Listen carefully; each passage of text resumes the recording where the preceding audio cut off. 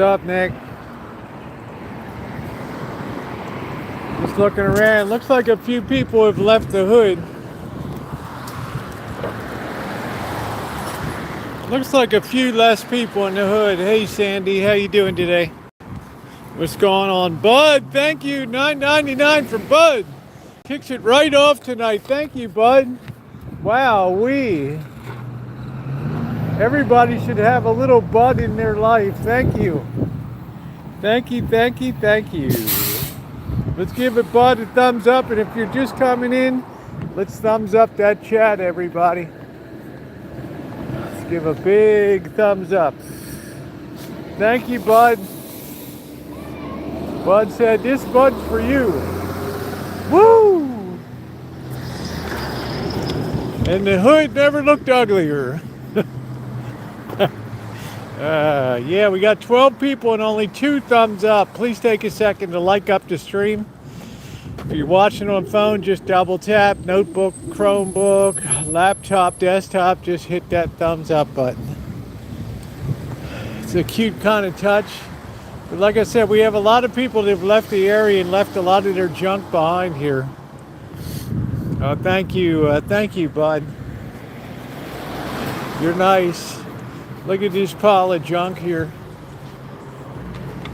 I don't know what the hell this is. What do we got? Dried cranberries. When did these babies expire? 1962? I don't know. You better not eat anything in the hood. That's all I got to say. Oh, very nice, Sandy. What area are you in? If I might ask, I mean, not to dox yourself, but what area are you in?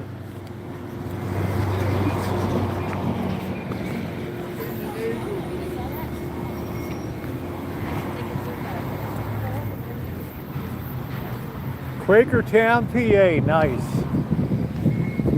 Nice. I got a lot of subscribers in Pennsylvania. Great state. I love coming down 83, 81.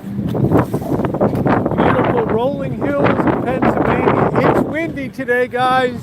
There ain't no doubt about it. Oh, wow. She's hanging out of her top right there.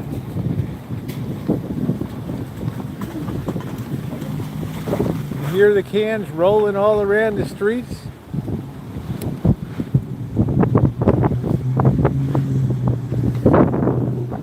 Yeah.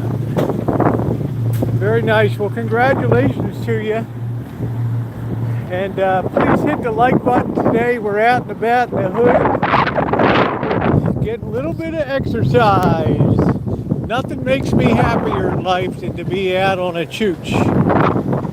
Especially on the mean streets of the hood.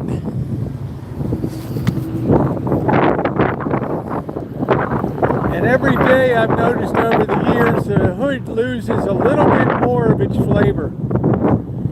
Hey, Kelly.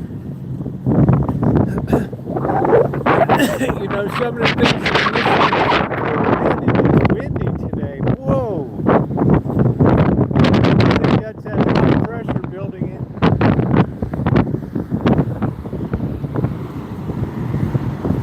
Very nice, Sandy. Good on you. Congratulations, babe. Congratulations. Congratulations. Yeah, the hood has lost some of the charms that made it the hood. So, yeah, it's hella windy, I'm telling you, man. I could tell. I have a house when it's really windy, you can hear it kind of creak a little bit and move. It's not that heavy a house. So there you go. There's the fabled Mekong market. Survivors of the Mekong Delta, Vietnam.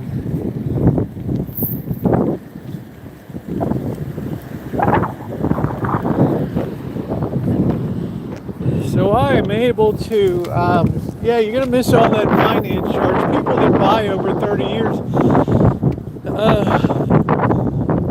They actually end up paying, 2.5 times what the house purchase price was when you put all the interest in and everything. So you game the system. You can always tell tweakers really like math. Fx to the 4th over 9 over 2. Look at his cubic drawing. He would have failed in my high school, but you kind of get the point that this is what tweakers do. They're obsessed with mathematics. It's like calculus. 4 to the x to the 4th. The integral of that. They will surprise you. It's like Rain Man sometimes. You might want to take one to the casino. Look at this. They did a reflective view right there. How you doing, Daniel? We're having a class today on mechanical drawing. I guess this is supposed to represent a person, and this is like a burial plot, I guess. I don't know. COVID 2019. I don't know. But I do appreciate the higher mathematics that's expressed here. It's not integral calculus, but we can take the derivative of that. All right. Roosevelt, you're a mathematical genius. I know. Let's take a little meander down here. Let's go down to the back of the Rancho here. So somebody threw that at me. It's so damn windy here today. Yeah, let's get those thumbs up going. Let's make it a rager tonight. Let's make it a good time. Wait a minute, there might be some food that was given away here. Look like regular white boy potatoes. Well, they look perfectly fine, don't they? Wow. Looks like somebody had a whole fiesta back here. Eggs. Rotten eggs.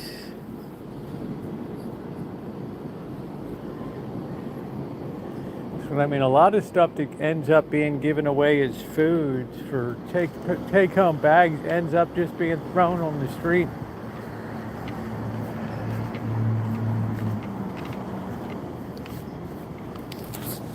Look at this guy put these things on top of these concrete things. I don't know what the theory is on that. I don't know. Oh, there's a big like sewer mains on their side.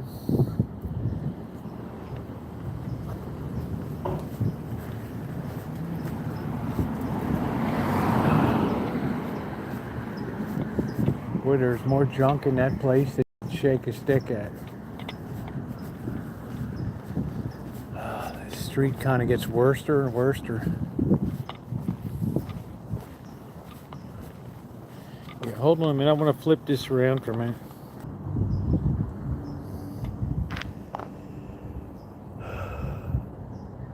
That brickwork is terrible on that porch. Wow. Okay, let's keep moving. I like these. I like the look of these lights up here they have up there. What's going on, Ronnie? We're going down Avalon Avenue behind the Rancho.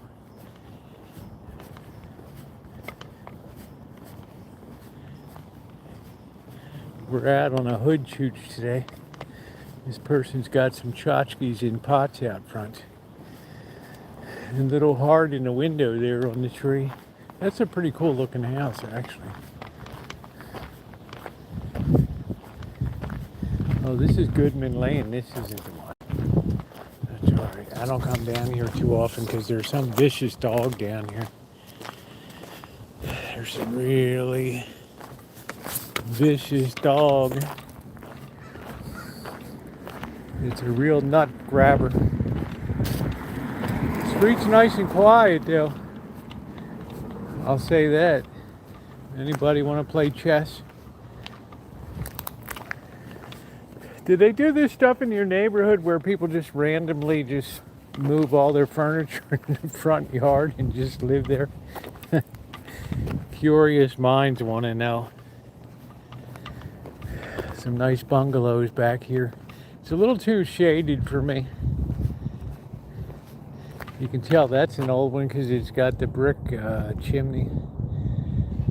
You're not allowed to put chimneys into houses anymore. How you doing, Addie? What's going on, man?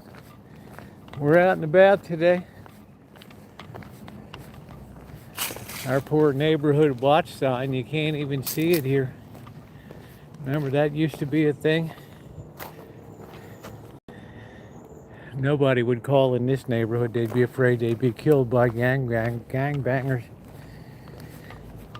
What a beautiful day. I'm enjoying it. We always enjoy on the chat looking around neighborhoods. Seeing who's got what. Who's doing what, who's doing who. All that. What's going on, Dr. Frankenstein? What's going on? You're a good neighborhood evaluator. You can tell this used to be non-city. This is part of the Roseland carve out where I live, so they never had sidewalk here. It's like it was unincorporated.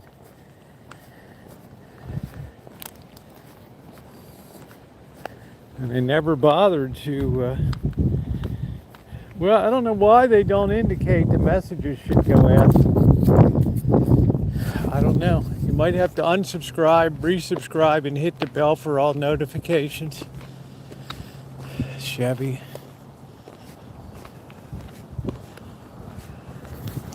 I've got some classic stuff, but these are the kind of people that just move out and leave their shit behind.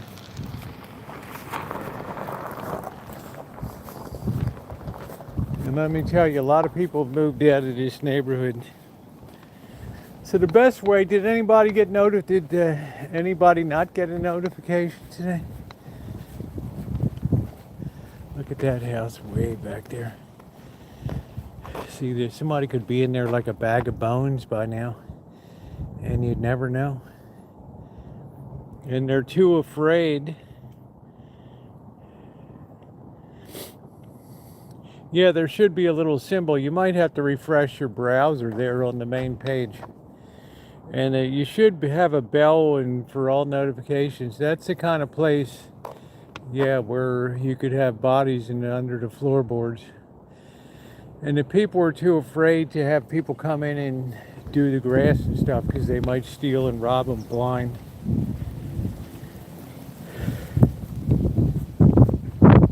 You might have to refresh that page. Look at this, is like a ski chalet here.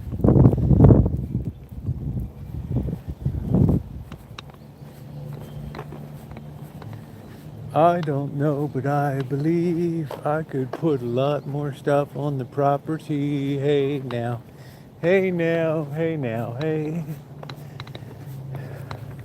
Boy, I haven't walked down here in a long time. So welcome in, everybody. Please hit that thumbs up button. These Mercedes they never keep their value. I don't know why. Probably because they're so expensive. People don't get rid of them until they got a problem. I don't like that corrugated fencing. But a lot of these places are empty. A lot of Mexicans have moved on back to Mexico.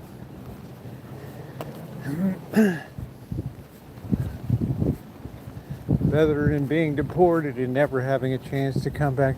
Oh, that's a Greenland flag over there, isn't it? And they got that green. It's a little sharper than the Rancho green. I don't think I like that green. I don't know. Yeah, this like empty step back here to a park. Look at this nice fencing here. You kind of have to put that up to protect against the gangbangers. That's pretty fancy though.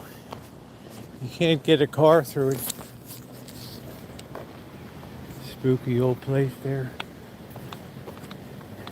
Yeah, I guess this is a trail back here. I don't think I've been back here. I think it's been years since I've been down here. Same old junk still around. I like that barbecue on the front porch. I don't even know if this is a park or what the hell it is. I don't know. Beware of, well, just beware. See, you know you're in a shit neighborhood when you see this stuff. That's when you know you're in gangbanger territory. That's a eucalyptus tree right there. If I stood next to that thing, I might do that just to show you guys the size of that thing. Look at the size of that tree. Sit that there.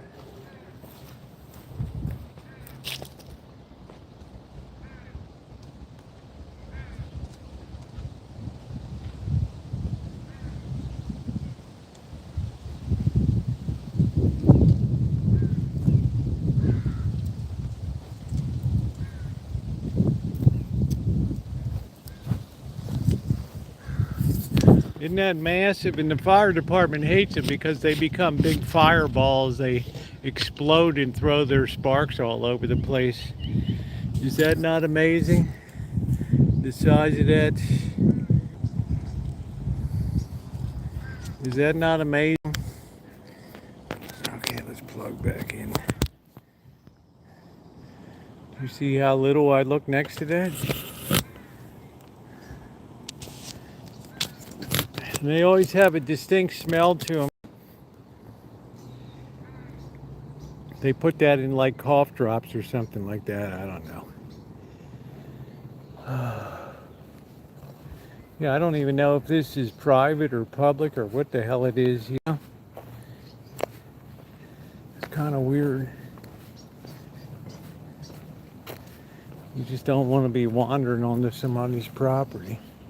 It's a nice place though. They got plenty of land, but I'm not sure about this flooding here. What's up, Icy? Did you guys see me standing against that tree? That's the worst thing that came from Australia. That's just horrible. They're terrible in fires. They become like explosive. They explode and throw sparks for hundreds of feet. So it usually gets shut down. There's nobody even around here. I'm trying to figure out where the hell I am.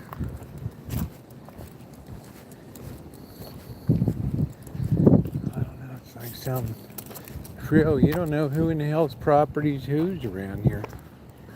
I don't know.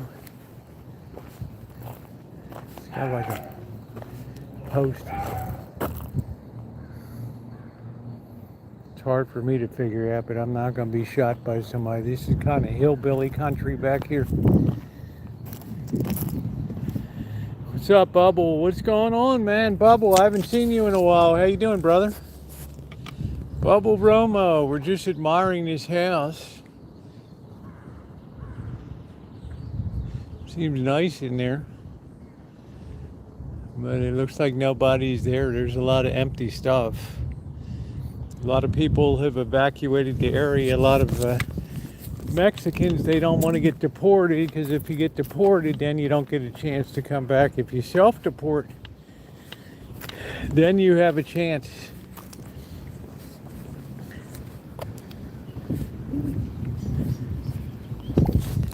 It's pretty cool. It's like a mini Stonehenge.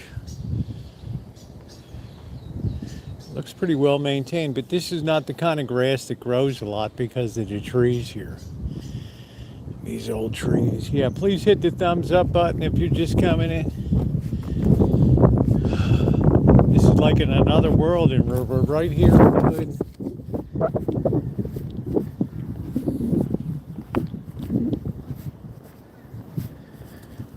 Yeah, these eucalyptus trees are enormous.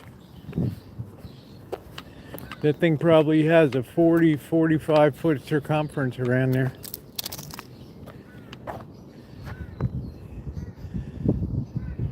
What do we got, Dr. Frankenstein?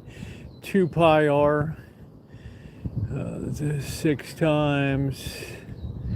Yeah, this is 36 feet around. That's a bruiser. That thing ain't gonna come down, but it's gonna go up in a fire. It's gonna take a lot of houses with it. All right, let's move on. We're on a kind of a nature cruise today. It's a barbed wire.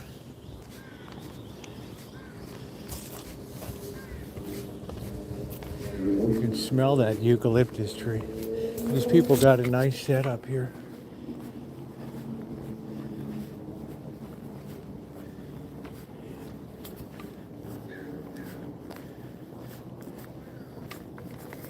Yeah, these people, Dr. Frankenstein, they got the Greenland flag out. Look at that old building.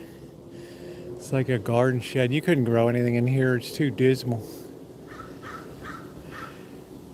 I don't like a property that's dismal. E pluribus unum.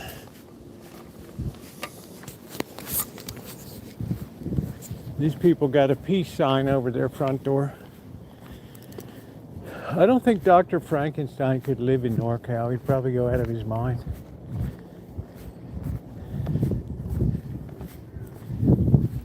He'd probably be more like peace through atoms.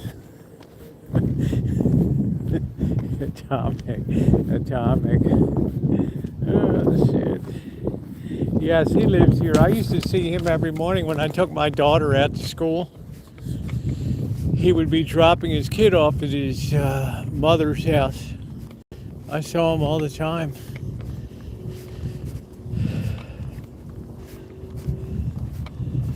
Man, there's a vehicle in there. Like, what the hell, man? What the hell is that?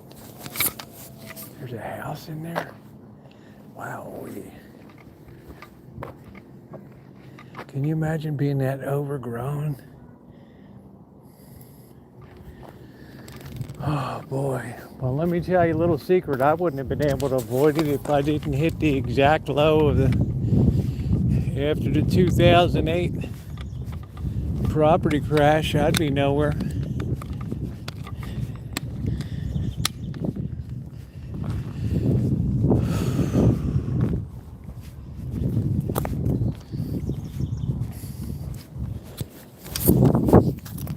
Yeah, he lives out, you know, as you're going out towards Sebastopol, out that way, where his parents do. I haven't seen him in a while. What the hell is that? Oh, it's the mail guy with his mail card. I don't know. This is the kind of place there's probably somebody inside's decayed with bones and everything. I worry. Because they don't dare have people come into the property. You can see the trees all gnarled, this typical California stuff. And yeah, they're probably under the floorboards in there. All overgrown. They're afraid to have somebody come around. Signal's fair. Wow, we can't even keep a signal here. Hold on. Oh, brother.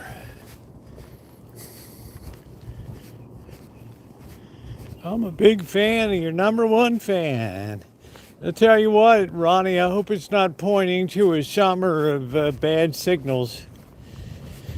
Signals are a lot better in summertime. No, I don't do, I would never have bamboo unless it was in a freestanding pot. What is this person doing? They're just, what are they doing to the baby up here? I don't know, it might be a tweaker, I'm not sure. It's like got a baby but doesn't have a baby. Got a baby carriage, because a tweaker will stand out and do this for 10 hours.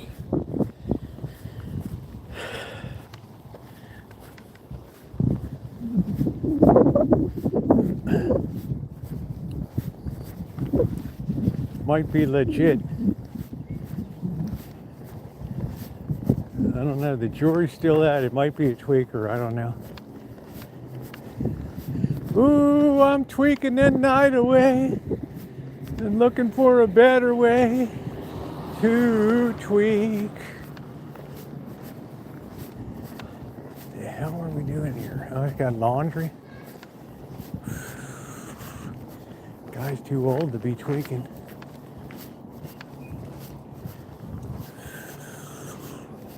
You doing okay? Got your baby. I guess there's a baby in there. I thought the guy was doing laundry. Oh boy. Man, I thought we had a tweaker of the first order there. Okay, look at that big piece of land back there. Nice. That's an individual home line. Yeah, I'd never put bamboo on a property. It's too invasive. Most things from China are very invasive.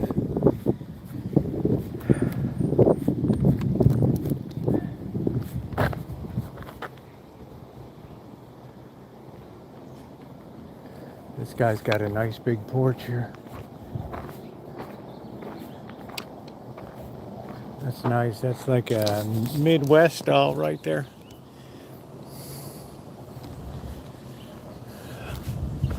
Okay, we got Amazon boy up here.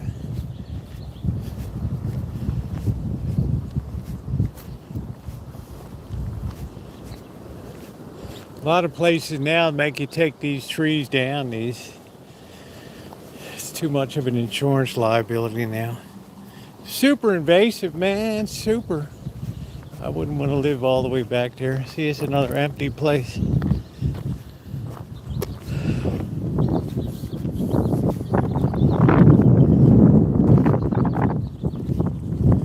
Super invasive, like Super Mario right there. I came to the point where I hated to see a lot of junk in a yard. I just couldn't take it anymore.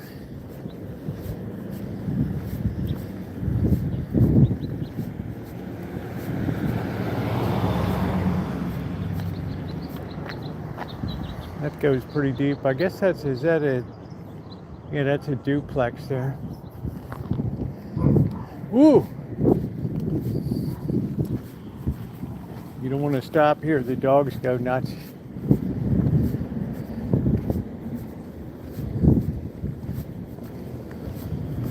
There's the Mekong Market.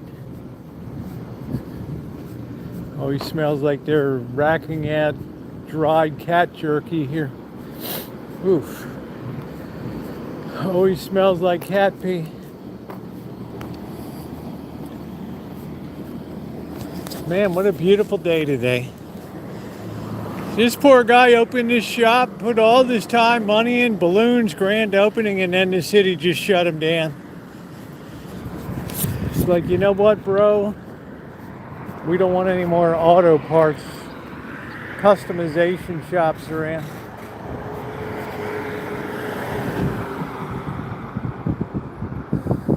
There's an unauthorized RV park with a lot of dogs, man, a lot of dogs.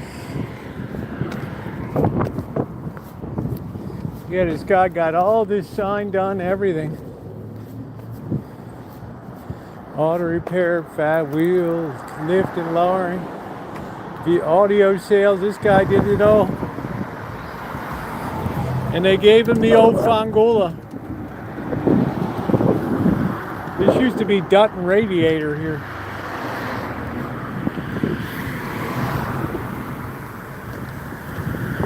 One of the last places that would actually repair radiators. Now they just send them out and get a remanufactured one in.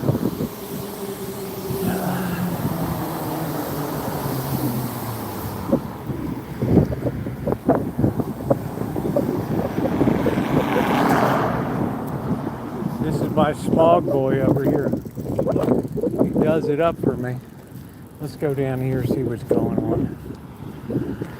I always think of that girl that got killed when when the meth lab blew up down here.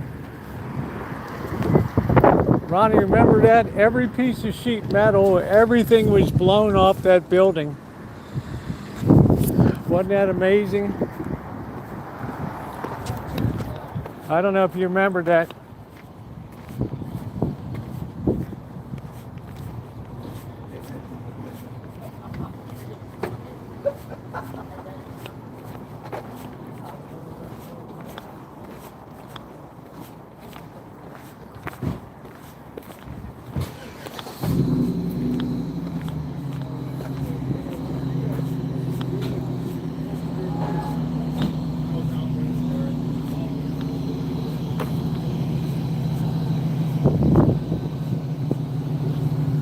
Yeah, here it is over here.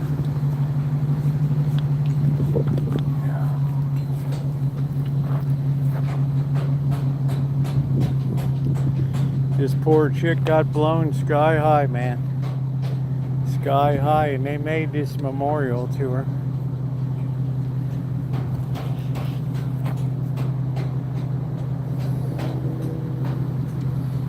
This is why when they tell you in Breaking Bad it's all about the chemistry, you better believe it. It's a fine line between blowing yourself up and getting high.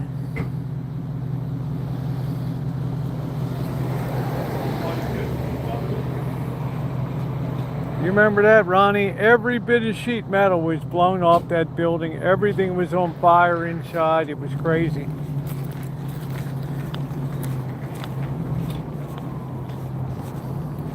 People taking to doing illegal dumping again. Anybody want a Costco chicken bones and schmaltz?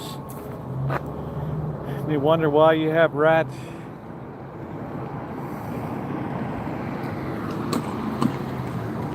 Ronnie, we're going to do a short YouTube hood slobs vid. Okay? So just stand by, everybody.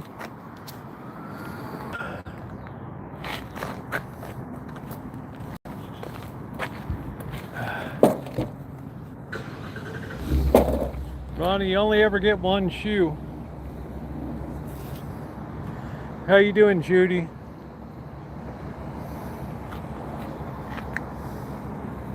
It's like really ignorant people.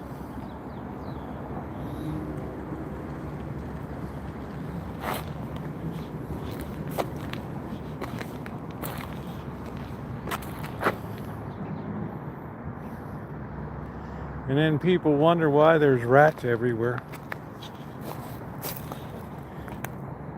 I'm so glad my barbecue grill isn't in a landfill.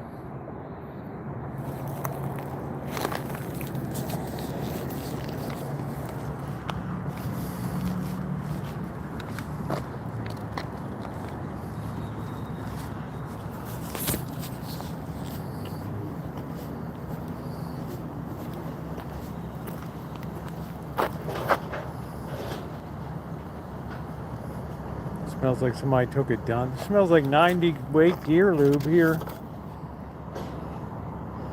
Manual transmission fluid. That's got some viscosity to it. Yeah, that's old shit, man, right there. I can't believe you touched that. Oh, you always have to touch everything.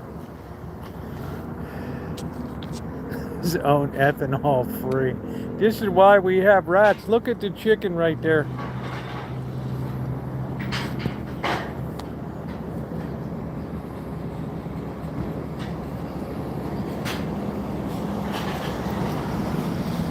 This is why we have rats everywhere.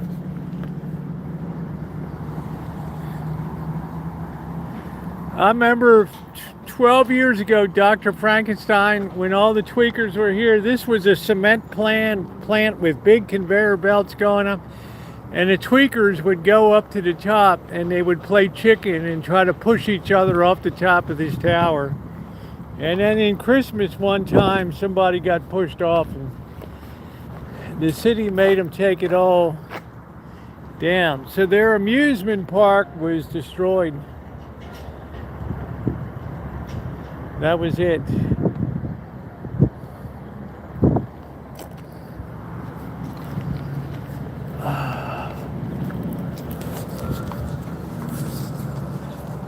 That was it. All this illegal dumping.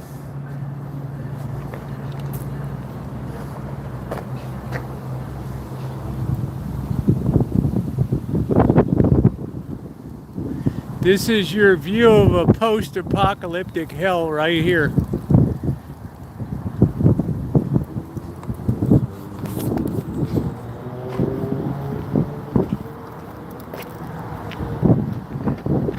Used to have something on the side that said 9 out of kids something, I don't know.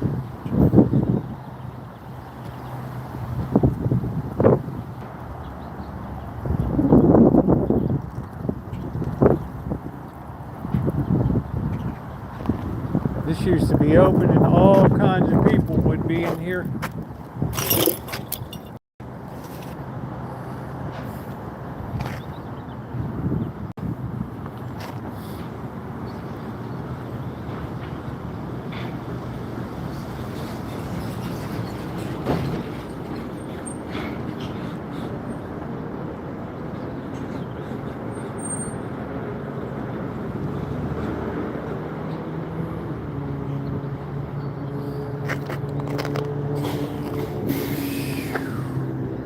Here's FedEx boy. We haven't been up this trail in a while, but I'll tell you what, it ain't gotten better with age, I can guarantee you that. I do have my pepper spray today, so let's make our way over.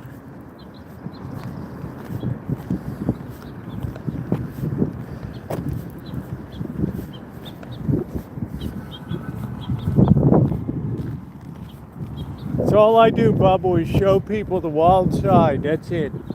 And encourage people, don't do this at home. You go down this trail, and I see some figurative figures already moving around down here. How you doing, Alan? Now, I know you're asking, why in the hell do they have all these stones here? This is because people tried to set up camp here. And they dropped these stones here, which made it impossible. And then they started decorating the stones, and then they came back and sprayed them all with brown, which I thought was pretty shitty, but hey, Ninja, yeah, we haven't been up here in a couple years. So once in a while, they'll try to paint one to reclaim it.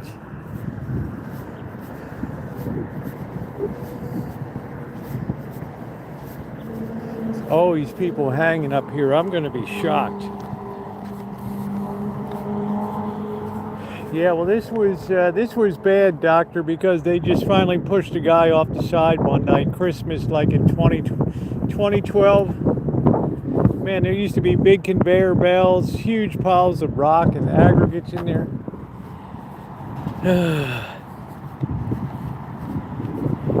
Yeah, the guy that was living in what was left of the shed that was blown up during the meth lab explosion, yeah. Yeah, right down there was the meth lab, and the poor girl was in there cooking, and it went sky high. I don't know, they found her scattered all over the place, and every bit of metal was torn off the side of the building. It was a mess. It was a mess.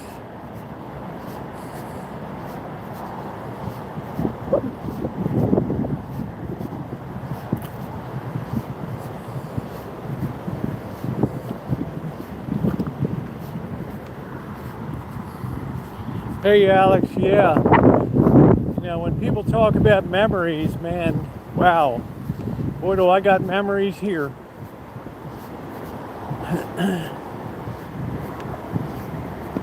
Now you don't see many people hanging out. It's too hard now with the stones all over.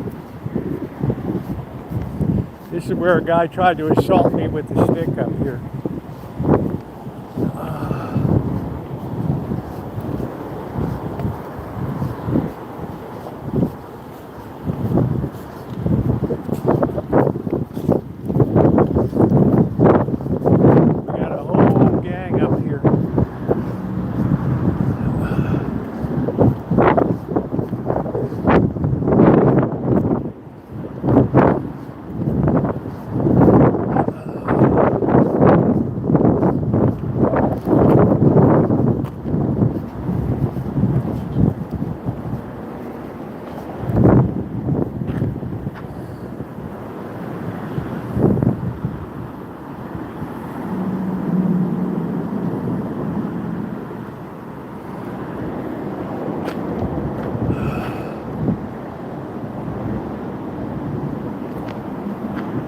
where a lot of people live up in the air.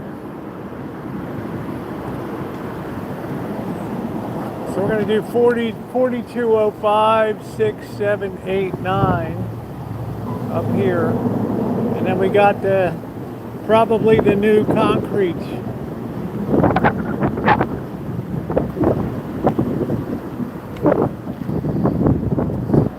Driving these tweakers crazy here.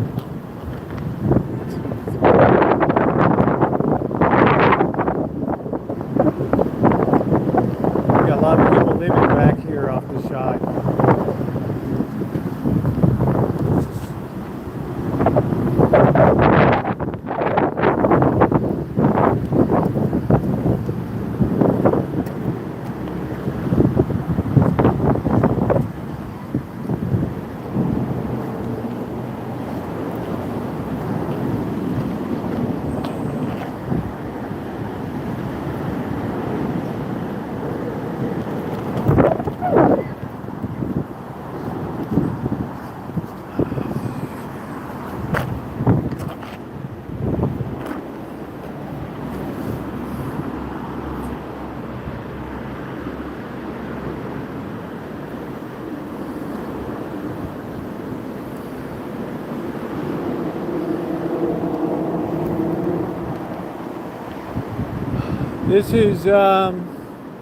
This is Highway 12 here, up on top.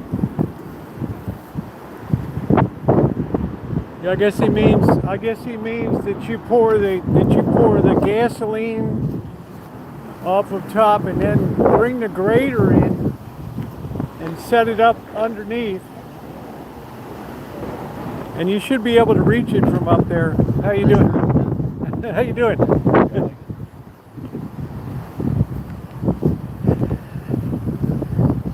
You gotta cruise through like you're doing a job here. This is where the guy tried to assault me with a stick here. Oh, brother.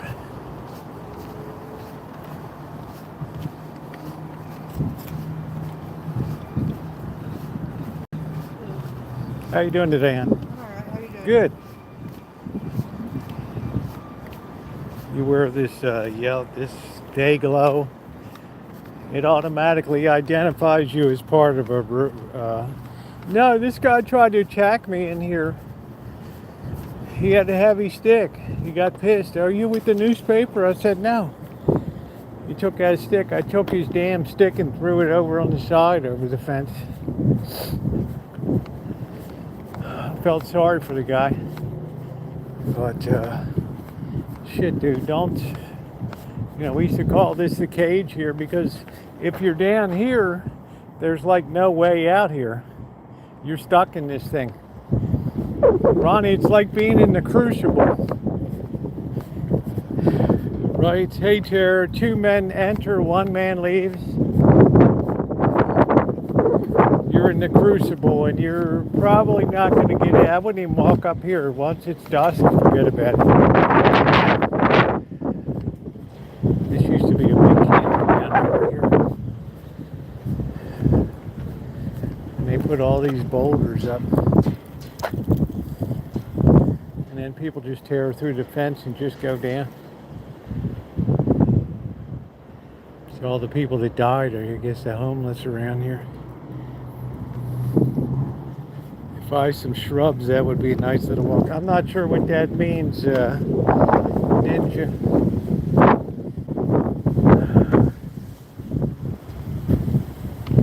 I feel like going down there, but it's really dangerous these days.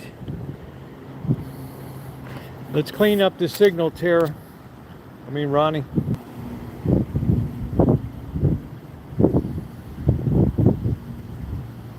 They didn't bag. What did they do with? Put them in your hand or in a piece of newspaper?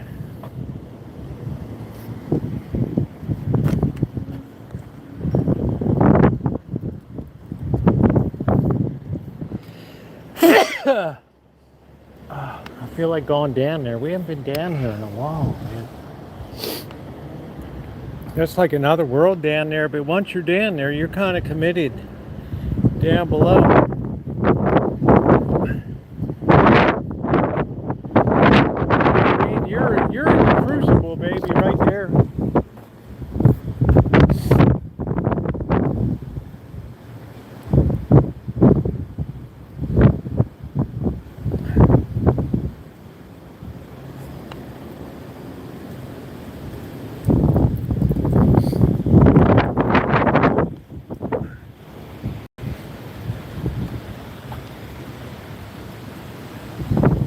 Don't feed the bridge trolls. Well, at least there's not a gang hanging out. What the hell are all these things? Damn tree. At least there's usually a ton of people hanging in this circle right here. This makes it really bad. Now the cops sweep and they chase them.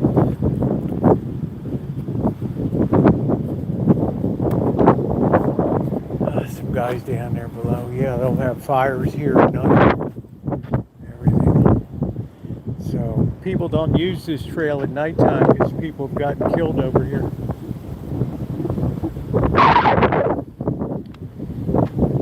This is where I lost my wallet years ago. Stepped up here, slid out of my pocket, landed here, and nobody gave it to me.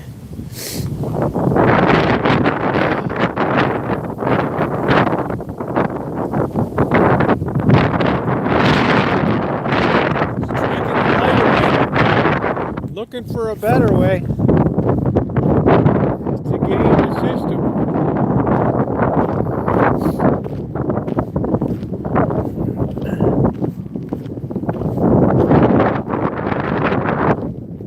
Well, you talk about dangerous walking here at night.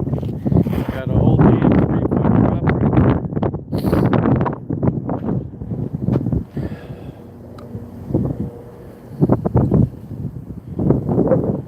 Yeah, this is dangerous in here. I wouldn't, another year or so, you're not going to be able to walk around the streets. That wind is a bit vicious today. A little bit Sid vicious.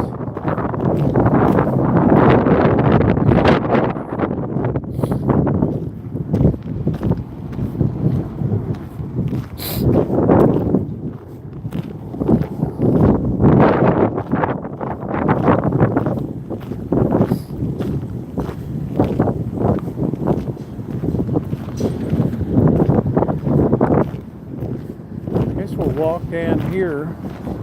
We haven't walked over that way in a while. Ronnie, how's the signal? The whole thing is like a joke. I thought that the trees took the CO out of the air.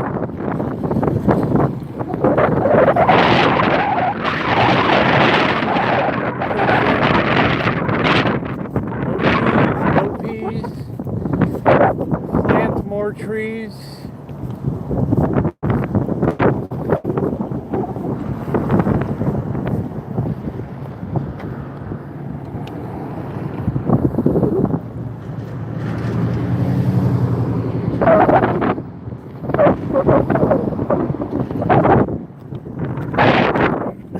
Halfway through, I got to do a video on replacing the carburetor. This will be the second one I put on because I left acid in it. Oh, shit. But people enjoy watching. Let's go this way. We can't walk on the track or the rail police will be after us.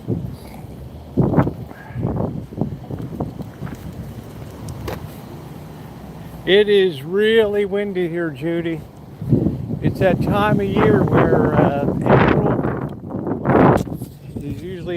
April into May is usually a very windy month because we're pushing in that super high pressure dome over the Nevada desert.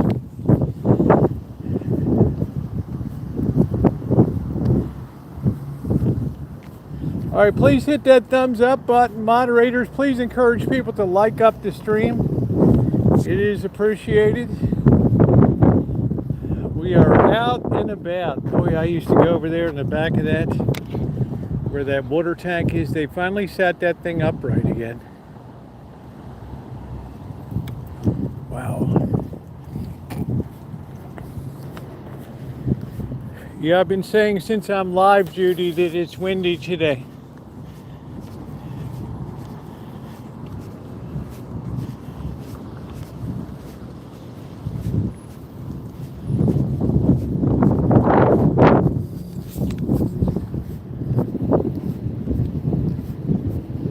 Looks like Dave, the guy that helps out at the feed in Las Vegas every morning. Always hanging on the fence after everything's all set up.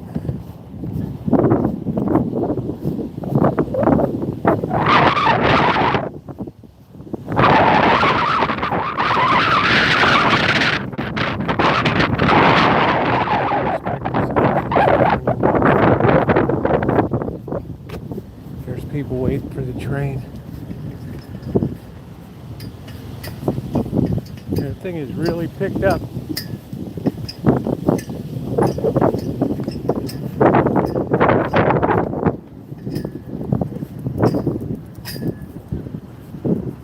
All the birds waiting for the train.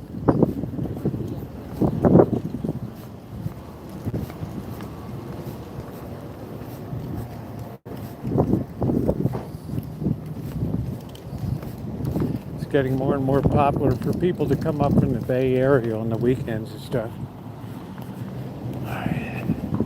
We're going to have a water break over here.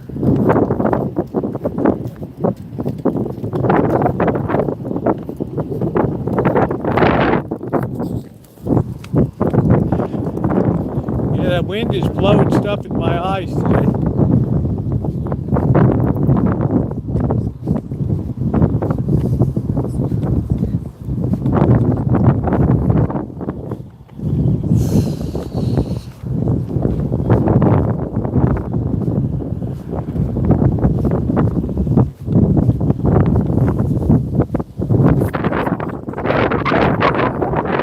Every bench is always shaking. People just hanging out.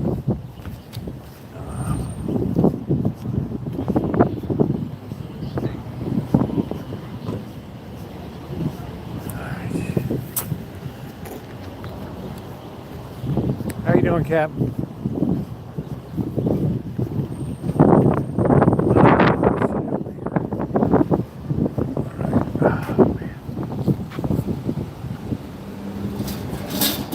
Guessing. Well, it probably was, Alan. It's also me. I did let the thing let the thing sit for 2 years. Now I know just always drain always drain the equipment no matter what. That is absolutely mandatory. Now I got to go put this new carburetor on. I got to go take the whole damn. I practically have to take the whole damn, strip it down to the damn crank.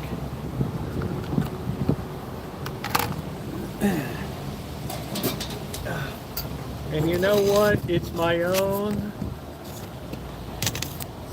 fault.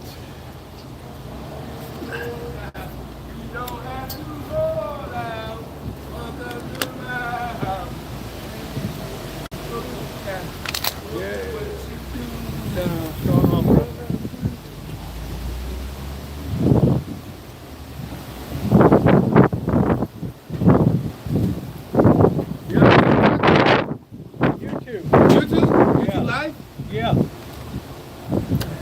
What do you do? Walk around. And what do you do though? Well, Visit town to town. visit town to town? Yeah. To do what? Show people what the town looks like. Well, what? Be a tourist for a day. Huh? Sweet.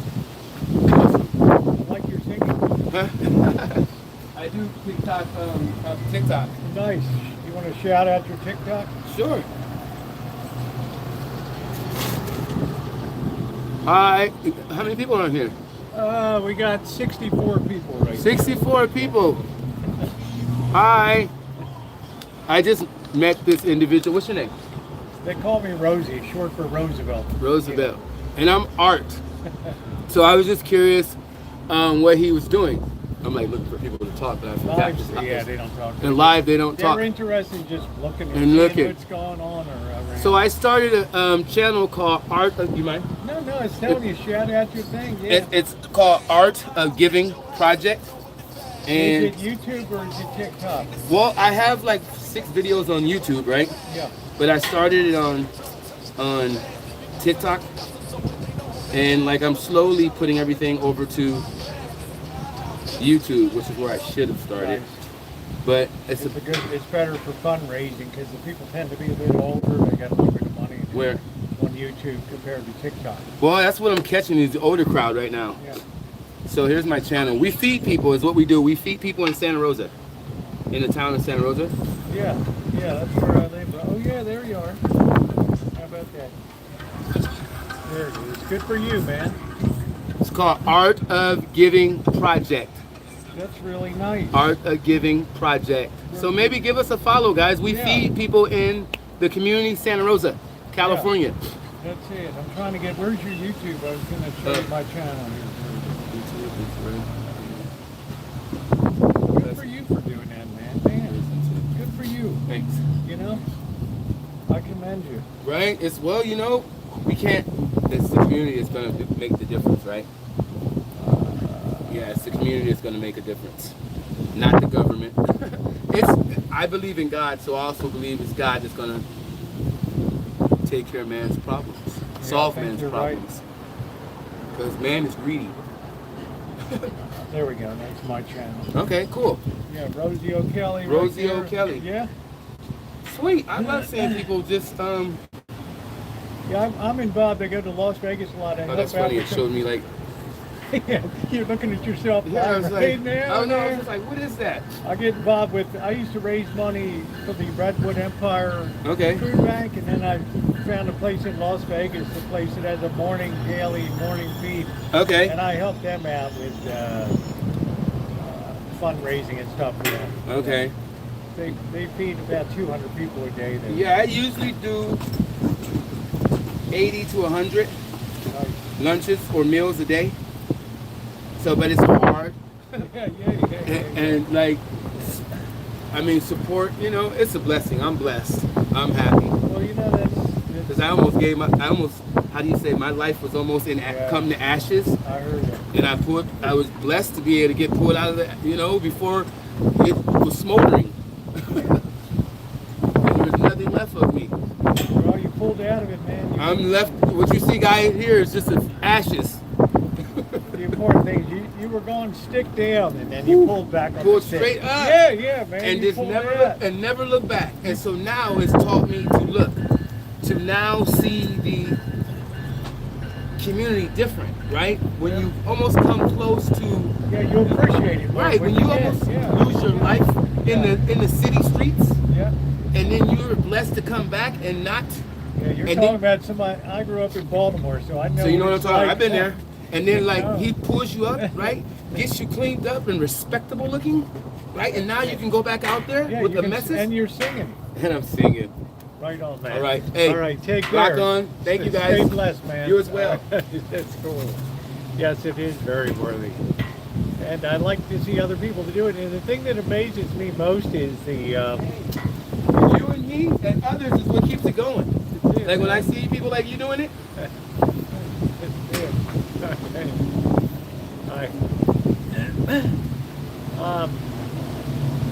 Yeah, it's usually the people that have the least that end up doing a lot, and I really appreciate that.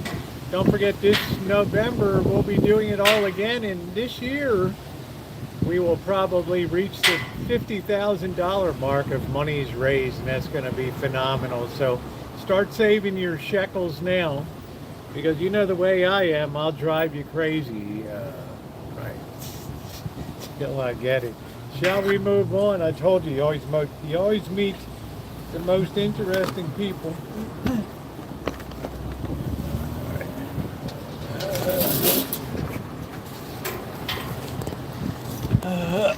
Yeah, there's plenty of arts of giving. You could put just Santa Rosa, California in it. That would probably bring it up.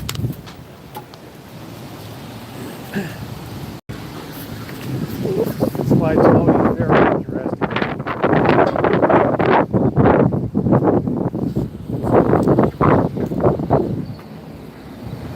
What we got this time? Trash action. Oh no, not the trash art again.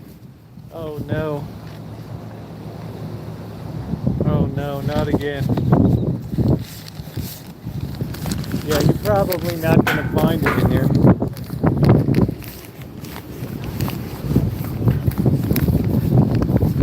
A lot going on down here.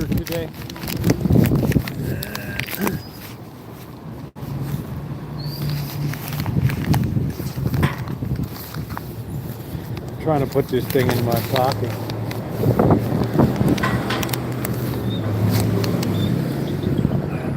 Let's keep moving on. Yeah, he's a good guy. I think we're getting a significant delay on YouTube today. All right, here's the mission. Jesus saves. We feed. Whoa! Beautiful day today. Man, oh man, the Chevets. Am I in a good mood today out here? Let's go over to the Arlene Francis Center and see what's going on. Make sure you hit that like button, guys.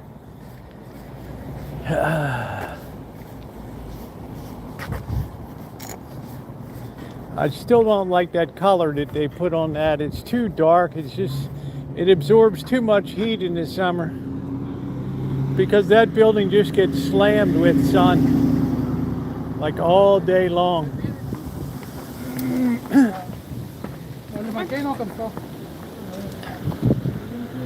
Oh, there's a shirt boy out here.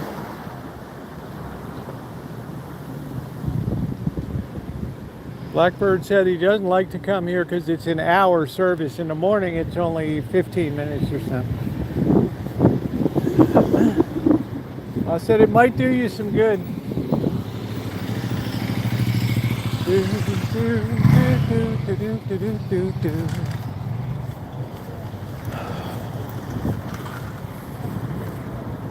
Hey, how you doing? I'm making my day today, man. Nothing's gonna bring me down this week. I'm telling you.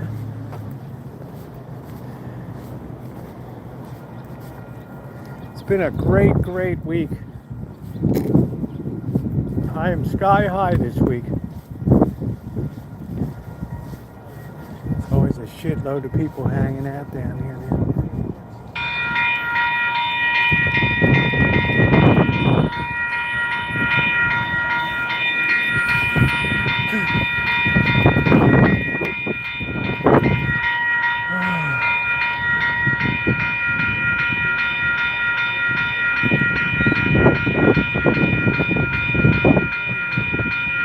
Train boy!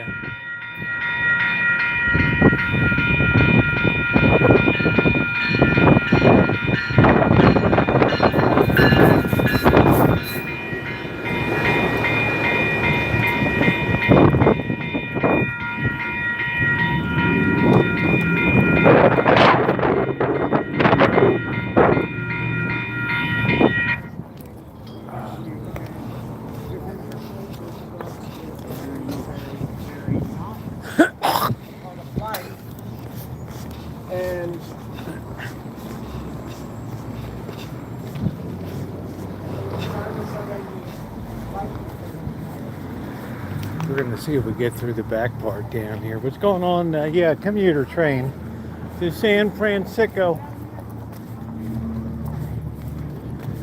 50% off lampshades, plates, serving platters, and children's clothing. Woo-wee.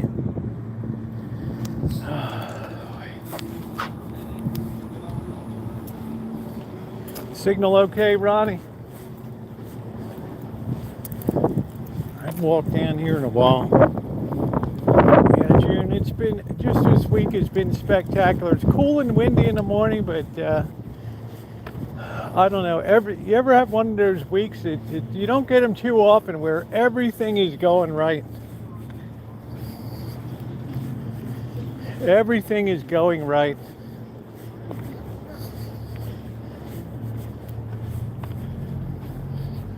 Signal's good.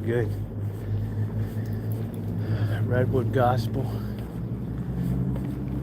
Yeah, boy, I spent a lot of time back there. They finally raised that water tower up from that was the old California packing plant #1, which was the origins of Del Monte right there.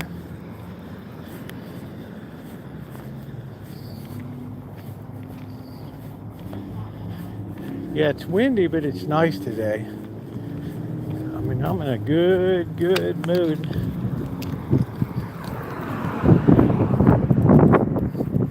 Shop's teen center, but there aren't enough teens anymore.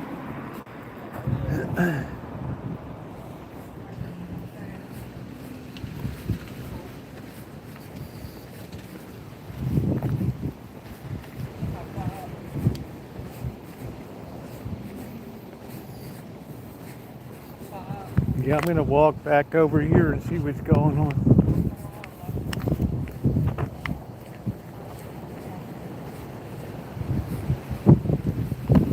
Now it only carries about 100 people, which is a plenty. I've seen the service grow over the last, especially post-pandemic. They cut all of these damn trees down, all these redwoods.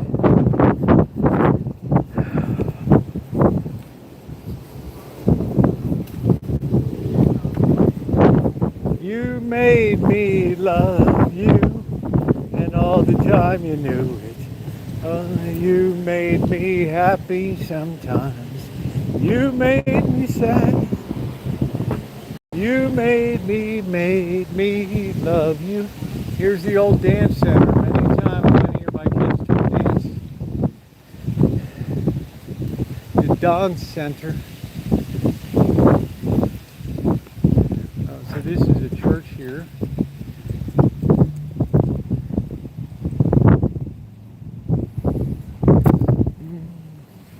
I love being around all people, Dr. or Carrie class. You tend to have many prejudices. How was that? I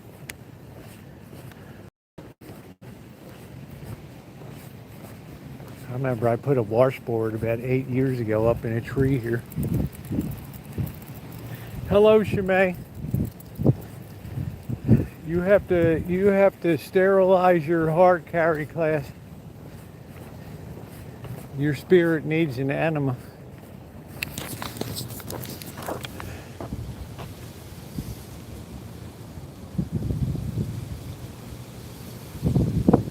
Signal's fair, let's clean it up.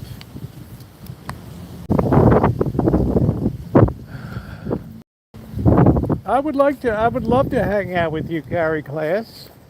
I think you're a blast. I'd love to take you to Cucumbers, or you take me. I love meeting people from the channel. There's not one of them that really hasn't remained a friend. Yeah, this one's pretty wild. We used to go through here. This is where I found a Mercury head dime. Yeah, you seem like a funny guy, but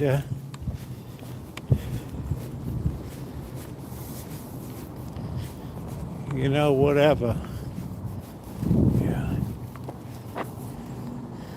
There used to be a lot of people living behind this thing. I don't know about now. Yeah, we're gonna get a meet up when I get to Pittsburgh.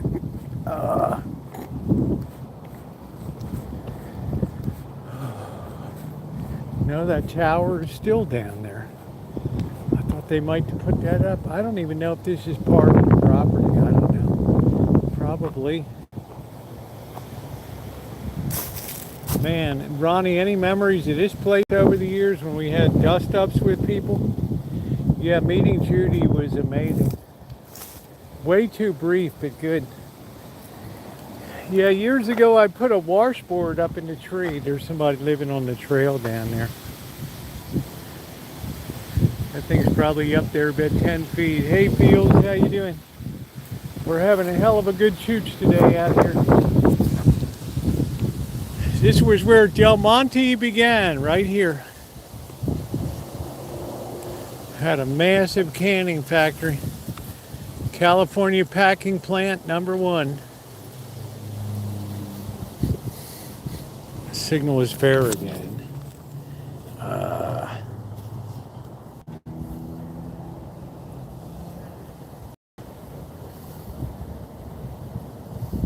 Yeah, I hope I'm on a lot of people's bucket list. I'm a nice person. Yeah, this is Las Vegas. Can't you tell by all the trees? Jesus, Kelly. I'm to see if the old washboard I put up here 10 years ago still here. Wouldn't that be funny if I saw it?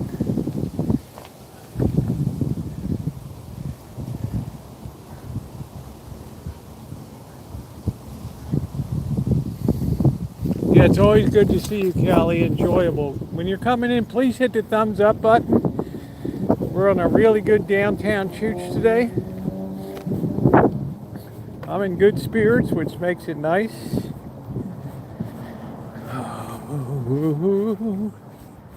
I might get in and out tonight. You never know. I'm feeling like maybe a little bit of in and out action. Not the kind you're thinking of, Kelly, but food.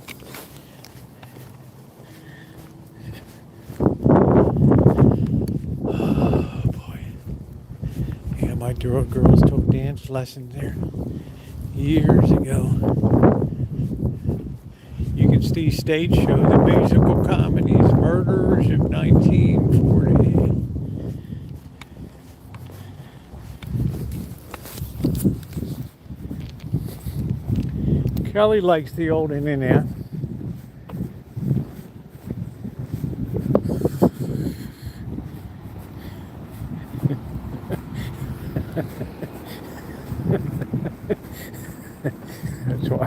That's why Kelly loves being here.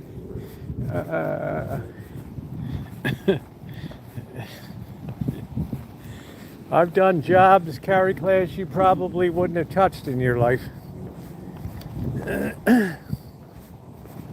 To be honest, dude, I'm still working. I got shit to do in LA. I'm contracted for work down there, Red Shoe Gallery.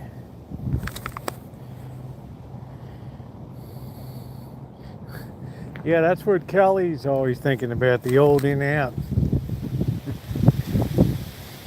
A little bit of the ultra in and outs.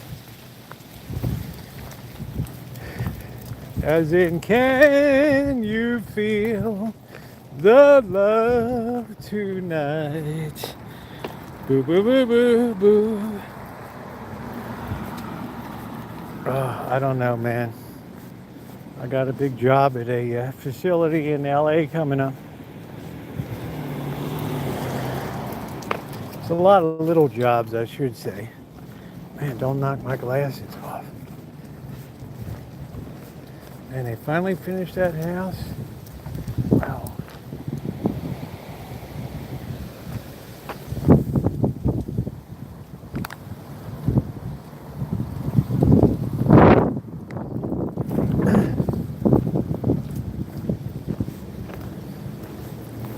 Highest pressure job I ever worked was trading foreign currencies for a bank. 10 million Canadian at a clip. Man, they've been working on this forever.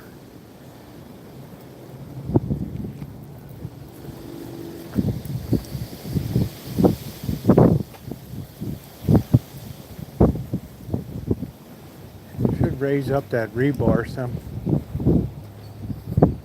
Shouldn't pour it when it's laying on the ground like that. You got to raise it like over there. Oh, just saying. I handled some 90 weight gear lube today.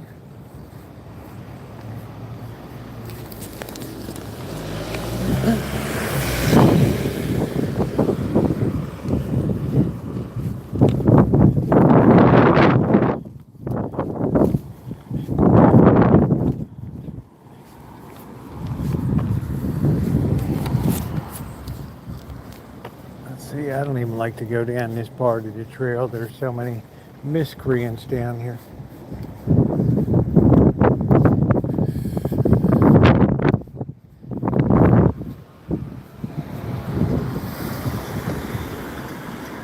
Oh boy.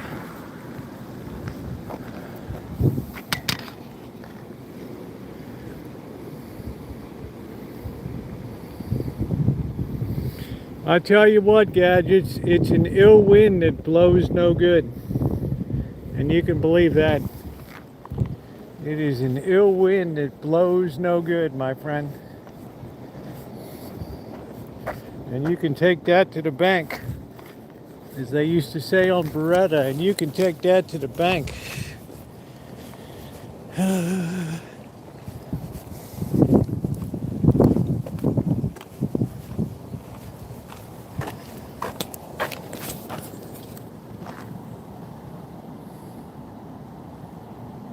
What a hellish town.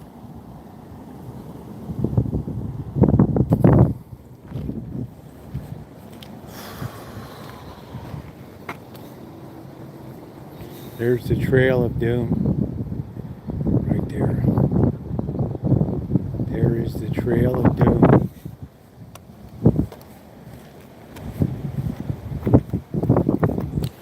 I don't know what this thing is.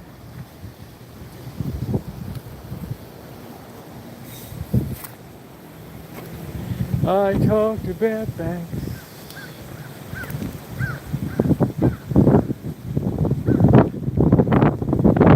Banks got a monumental problem on their hands. I think everybody's got a huge problem on their hands coming up. Let's just say if you have a 6-digit code locking something up, that AI can break that code in a millisecond. Run through so many combinations. That's a problem, folks.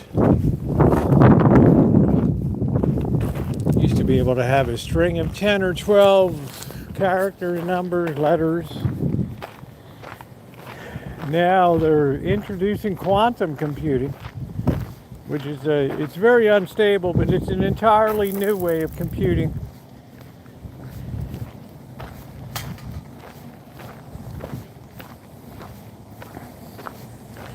So this is the shit that keeps Google up at night.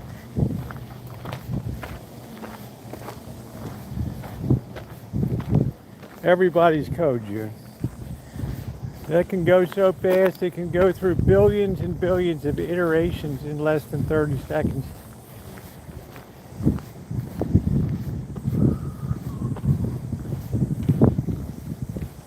You never want to be that person that says, not my code.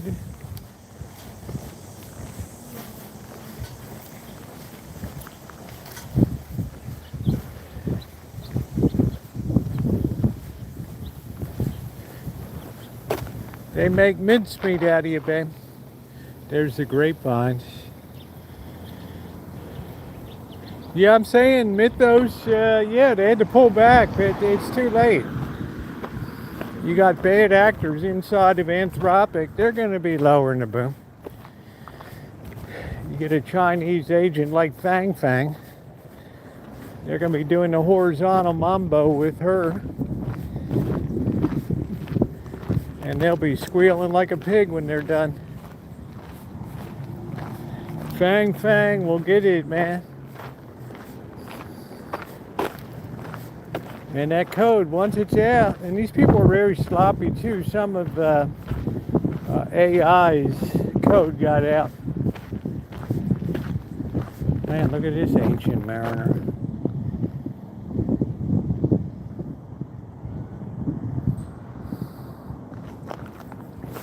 I just want people to be aware.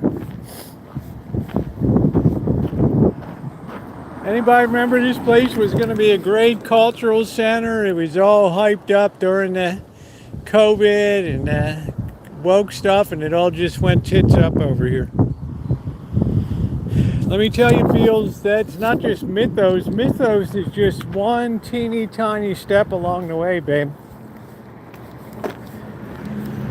This stuff is going every single day. It's moving forward and advancing itself.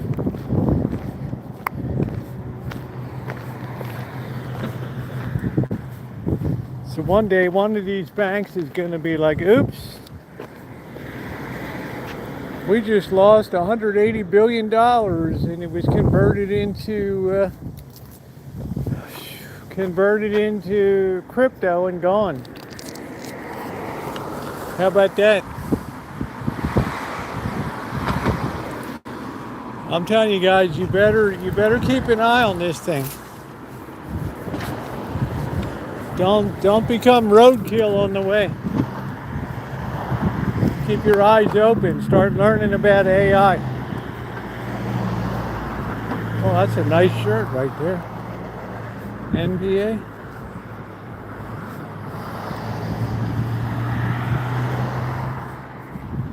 Yeah, that's what I'm saying, Dr. Frankenstein. The incentives of money have never been greater on planet Earth than right there. That's why they have to pay some people $300,000 a year to train up AI, and then AI is just, they're going to boot them out the door. That's why the filings for unemployment don't cover 1099 contract workers. And 38% of the workforce is them now, and they don't file unemployment when they go. And they've been laying off left, right, and center. Which means the guy that's delivering June's food is probably a software engineer. That's one of the few repaint jobs that actually looks pretty decent right here.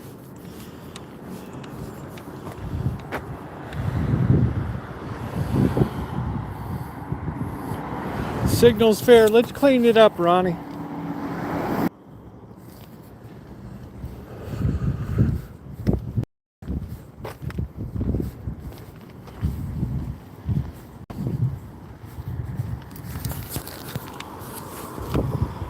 I don't know, just know this, your money's protected in the bank. Even if the federal government has to print money to replace it, you'll get what appears to be the same amount back. But I'm telling you, there's gonna be some kind of havoc coming up.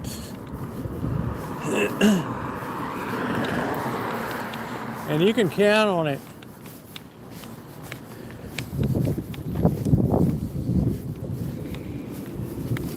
Here's the trail of doom.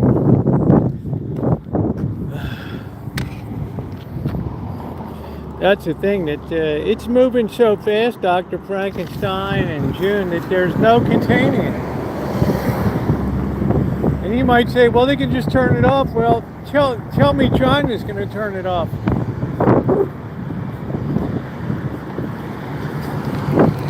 Ain't going to happen.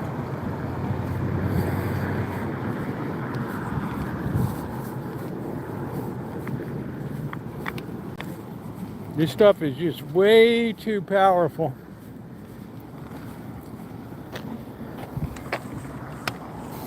They did a nice job building that deck outside for barbecuing and stuff. But they forgot to put the barbecue grills out.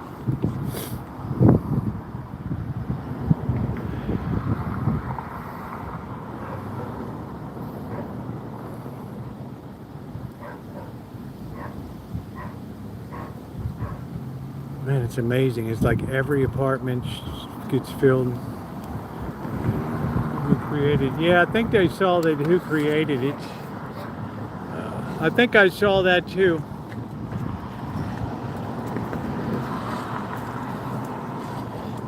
This guy living on the trail.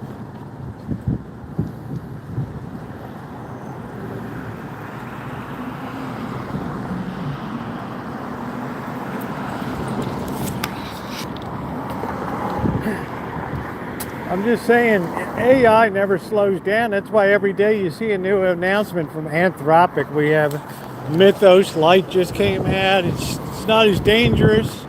Yeah, but Mythos has already been created. And like Dr. Frankenstein said, one of these guys just decides, I'm going to make a few 10 million bucks. I'm just going to sell the code for that, and that's it. Catch me if you can.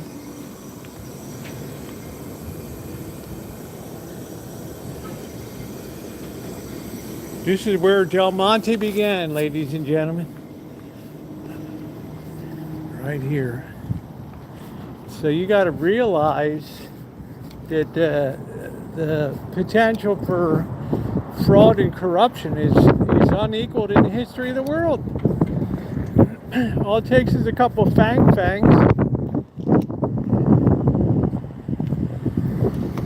going to do a quick YouTube short here, so stand by. I know it's coming.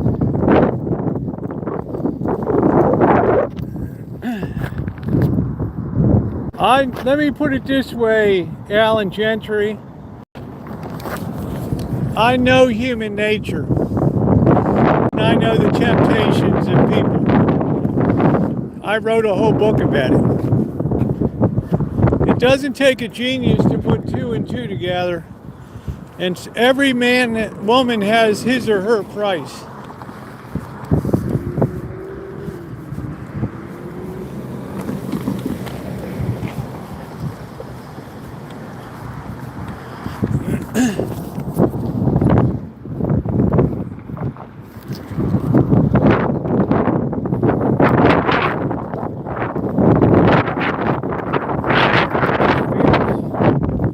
I know that's coming. There's no way to put the genie back in the bottle. Not for 24 hours a day. Those programs are just advancing themselves every hour of every day. In other words, the anthropic of tomorrow is going to be twice as powerful as the anthropic that was out on Monday.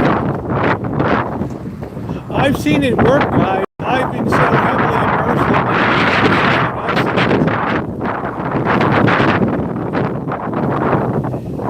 Absolutely staggered me, but it's going to be a commodity at the end of it all. Now, that wind.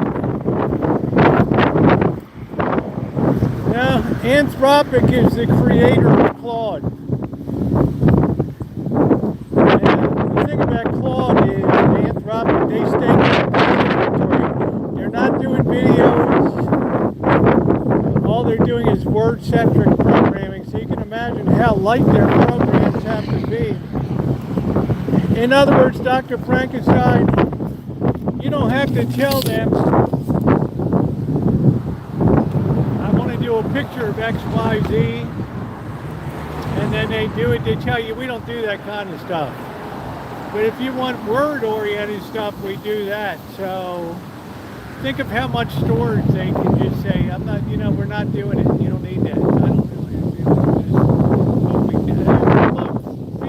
It's like I know human nature.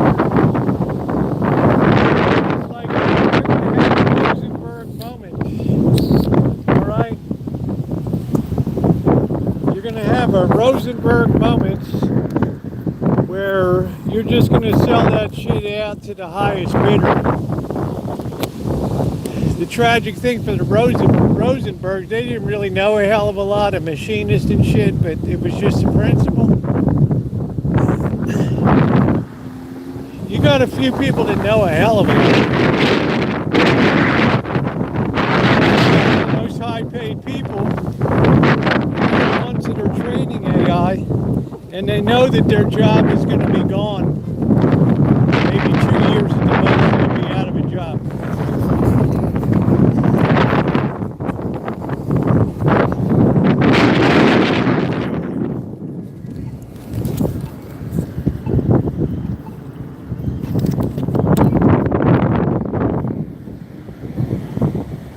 What I was saying is the highest paid people are working on AI right now, and they're training AI to the point that no more than a year or two from now, they will have trained themselves out of a job, just like the people you hear about, the memes of oh well, this person was hired and I had to train them and then they replaced me. That kind of thing. That's what we're talking about. That's the equivalent thing where you're training your replacement.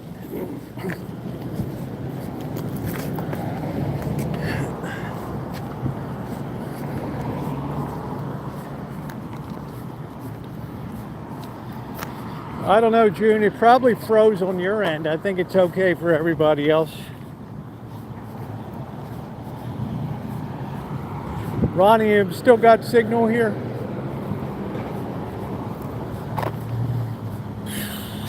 It's nice out.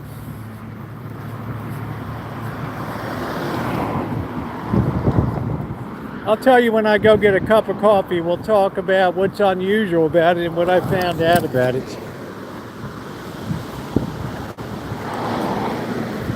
It's quite remarkable.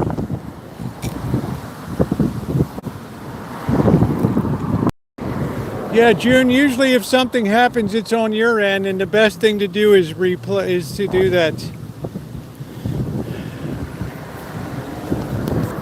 Well, let me tell you, Claude's going to take over a lot of activities. And Claude doesn't need application side people either. If you have a voice or a keyboard, that's all you need. I talked to publishing, self-publishing, traditional public, blah, blah, blah.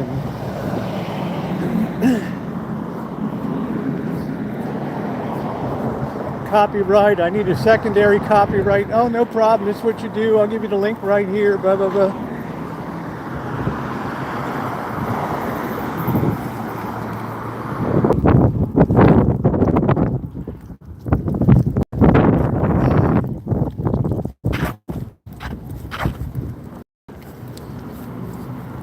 We'll talk about it when I grab a cup of coffee here.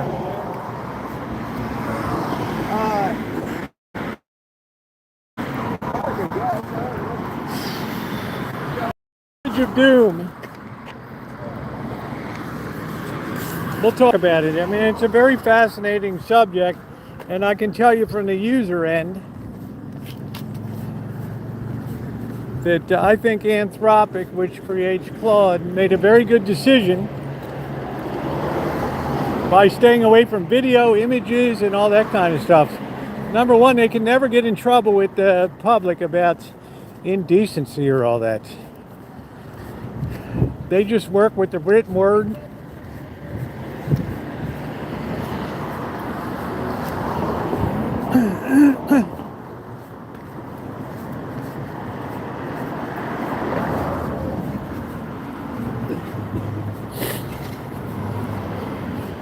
So that was, that's the number one thing. They're not going to have to worry about all the shit that Google and Microsoft and Facebook, Instagram, they're all being dragged through now about the way they influence kids and kids' access to indecent stuff on the web. So that's in the long run, it hurts them. In the short run, where people are creating, they're not creating, but AI is creating videos. That's a topic for another day, the loss of human creativity. But it keeps them clear of that stuff. I love this house here. And the one next to it. Isn't this beautiful? Wow, the signal's fair again.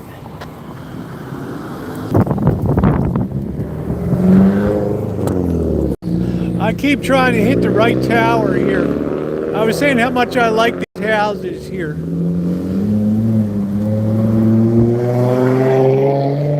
Smells like acetic acid here. I love, look at how fancy that woodwork is on that. Wow. I mean, that is amazing. Isn't that beautiful? I've never seen a rising curve,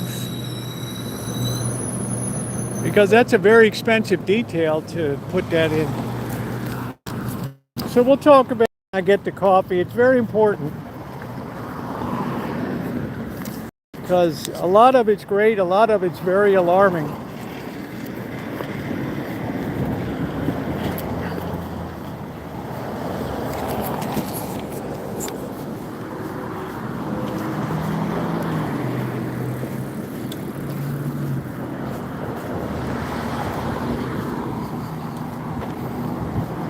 Yeah, these are the old homes, but they blasted a lot of these homes away when they built the freeway over top of it.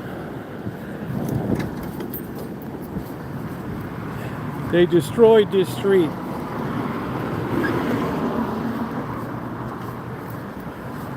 They just bulldozed all the homes along here for this highway. Because I can't fix the signal until I get down here, Ronnie. I feel like I'm just refreshing constantly here. It is really hella windy today. Whoa!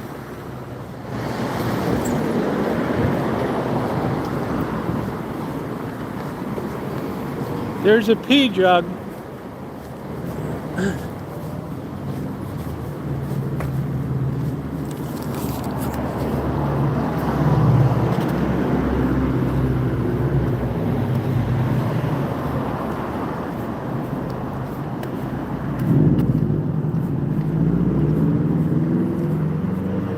Well, the climate's so good. That's what you're buying here, the climate. And the lifestyle and the scenery, and the vineyards, the rolling hills. You'd like to go at wine tasting carry class? That's right, your home is always priceless no matter where the hell it is. And Pittsburgh's got a lot going for it. It's got a lot of beauty with the Allegheny and the Monongahela rivers.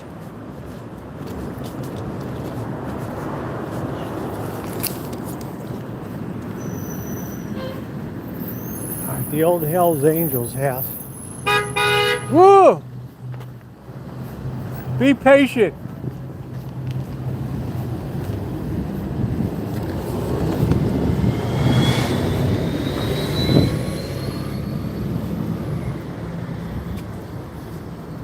They probably want $500,000 for this house. It doesn't even have any land. 107 Sebastopol Road. Right beneath the freeway. No, they ain't 6 miles. Shit, hell no. Al and I woke up this morning, Kitchen Stadium was being lifted up off the ground.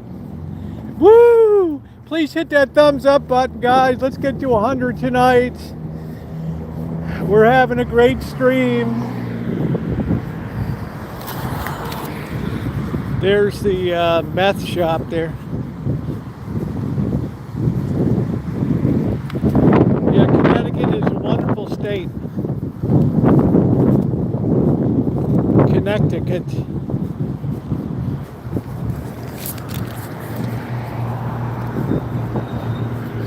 Oh, I can smell big meat right here.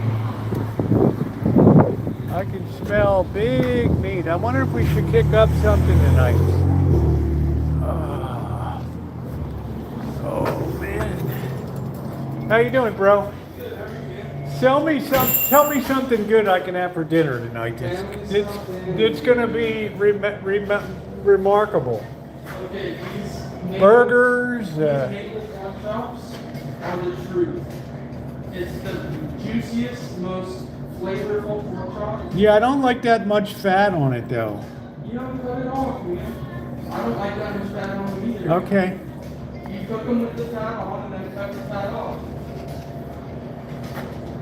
How about your burgers? What's the story on your burgers? We're doing a sale all week on, we have the all beef grass fed and then the grass fed smokehouse. They have our homemade bacon mixed into it. Okay. You know what, dude? How much are they? $9.99? For the all beef. Yeah, why don't you give me 3 of them, okay? With the plain beef, Yeah, I don't like all the cheese and stuff in it. there's no cheese. Well, you said the other one had It cheese. has bacon. Oh, bacon. Yeah, I don't care about bacon. I appreciate you. Of course, Do you take cash still or just, that's amazing. take that. The oldest form of currency. Yes, but there's not a place. Oh, we're cash for we're touchless or whatever the hell that is we do.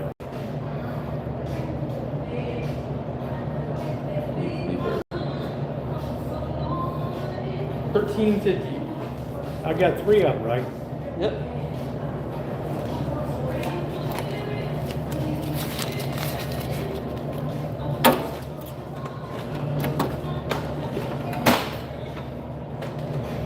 I remember before you guys even opened up here. Yeah, this was a tire shop. I know, I'm one of many. $6.50 back to you, my friend. Thank you, my friend, of course. Have a great rest of your day. Yep. Enjoy your burgers. Seems like a very good price for that. Remarkable. Yeah, when they're on sale. Yeah, I'm waiting for the ribeye to go on sale. It's like you're gonna have a long wait.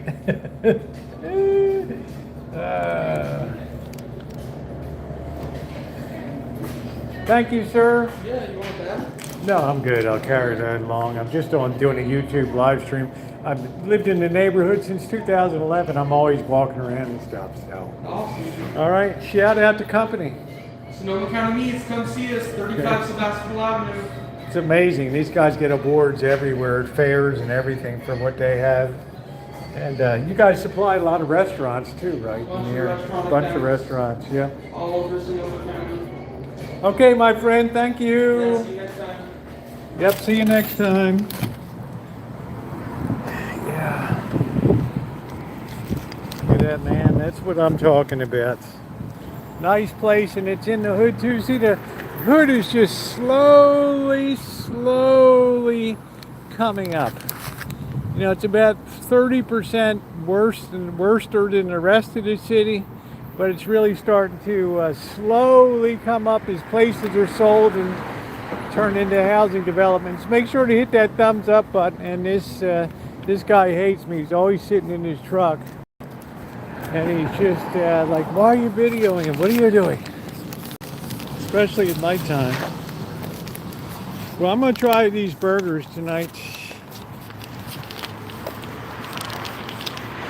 Right now, we're going to pop these in the fridge and get a cup of coffee. And we're going to talk a little bit about AI, my experience. Look at this sidewalk, man. Are you kidding me? Here we're passing the Towers of Doom. Can you imagine? I got three burgers for 14 bucks. See, this place is for sale now. The Towers of Doom.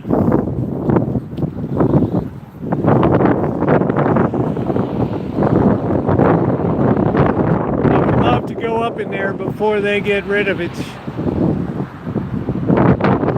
You can actually walk right through that door over there.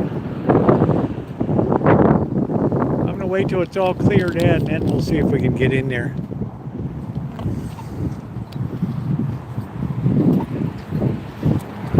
What's the listing? The listing for what? 107?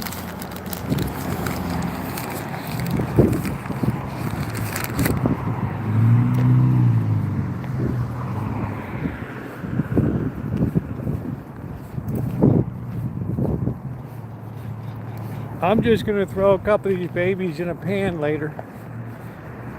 Maybe I'll cook them on the grill, I don't know.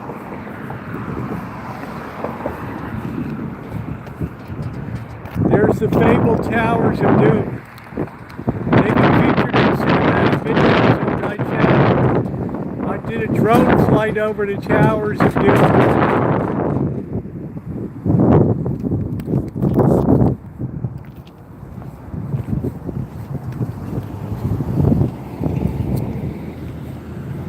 This is where Blackbird was staying back here.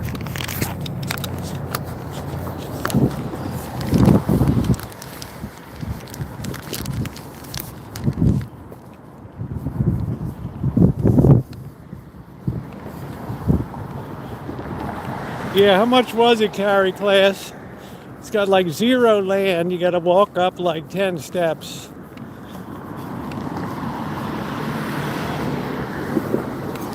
Hey, bootleg, I bet they do, but they certainly want a fortune for it. All right, looks like somebody's shit carts broke down over here.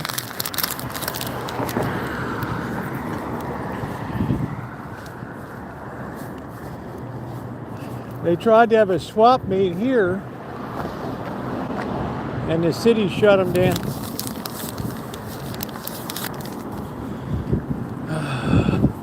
All right, the shit cart's moving again.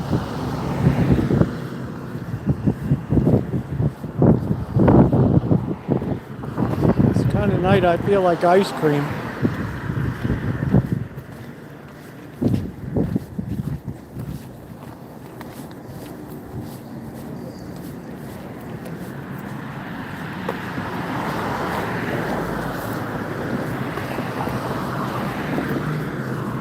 I like jerky, but it gives me a touch of the wind. Yeah, well, I think like Zillow undervalues it. They just don't take comparable shit here. You really can't go by what they say.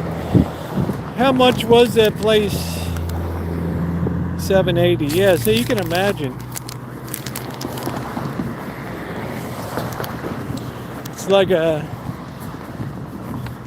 one day it'll get it right, but I'm not going to be selling unless it's an extraordinary offer. Because you're selling something real for paper, for basically Chinese money, paper money, which is probably the worst bet in the world.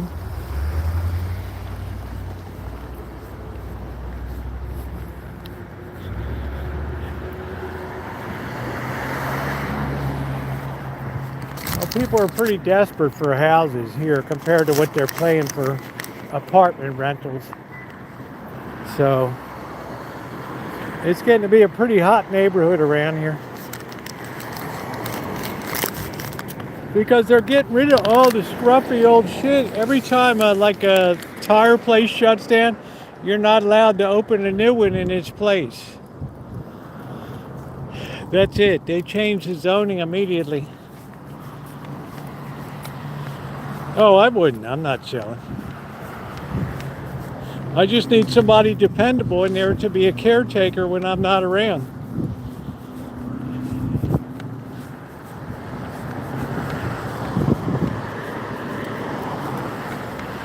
Not somebody that's going to haul a lot of shit in and junk the place up. It just is a simple lifestyle.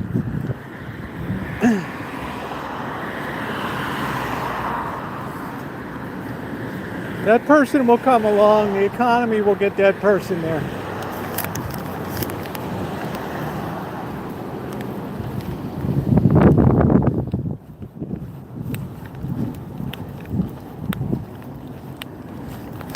Water seeks its own level.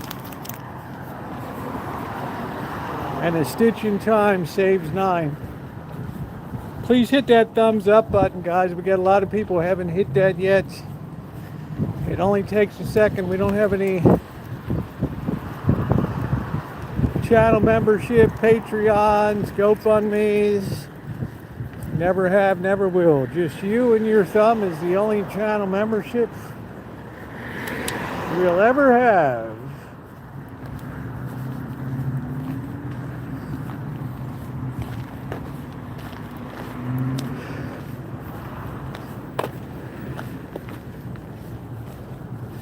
YouTube is, it was always meant to be. Just simple people doing videos and live streams.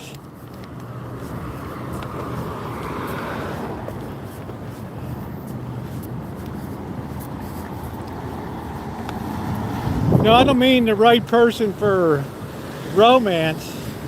I meant for the, to be a caretaker for the Rancho. It's dependable and going to appreciate the good deal that they get. Especially in this county, which is one of the most expensive in America.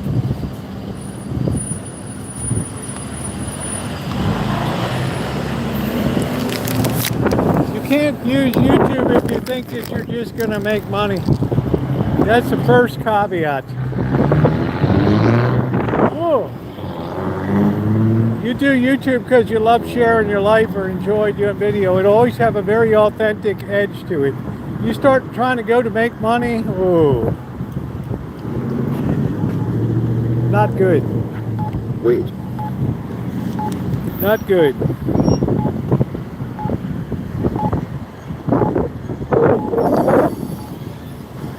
Seems like everybody's got their side bashed in this town.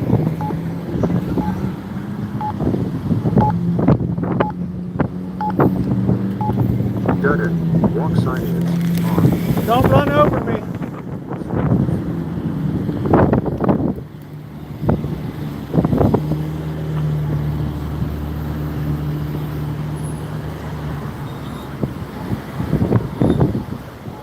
I don't know, it's something is, I don't know. We never had storage places when I was a kid. The only storage we ever saw was the people that would, like Beacons or Mayflower, would have big intermediary holding companies where they would offload, change semis and haul your stuff across country. We never had storage places.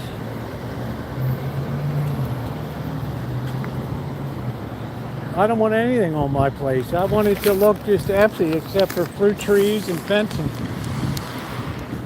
Vegetables. Why is this for sale? It's got a new tag. 2012, 141,000 miles. 2012 Rogue, 4,600. It's in pretty good shape.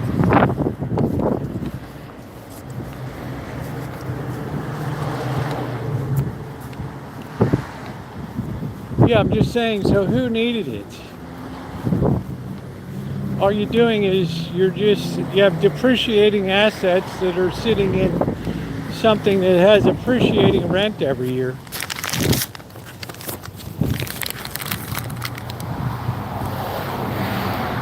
Make that make sense to me. You leave this world the way you came into it with nothing. You were made for greater things than this.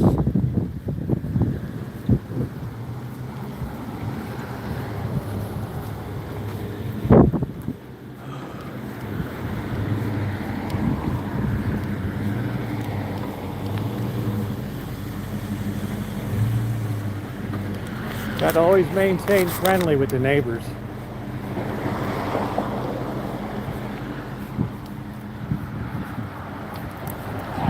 I understand if you don't have money, it is about money, but some of the poorest people I've ever known don't have any money and much, and they're still very happy. You go to Mexico, you'll see a lot of happy families living in the hills and stuff, music playing, people happy, big family get-togethers. La familia es más importante. La familia. Yeah, you pay to just have somebody babysit your shit.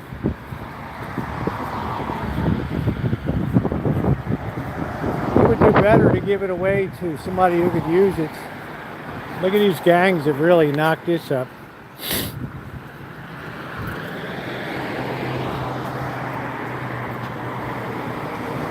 That's why you don't want to put a fence up.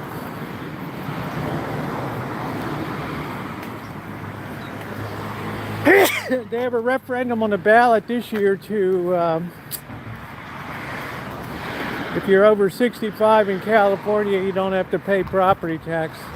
Somebody else threw a piece of junk in the street. Damn. Look at that, somebody just threw a mattress over there.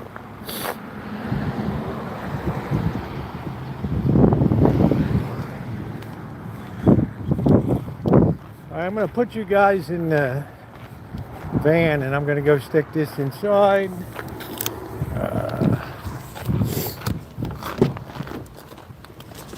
You don't want to be a person who just collects junk.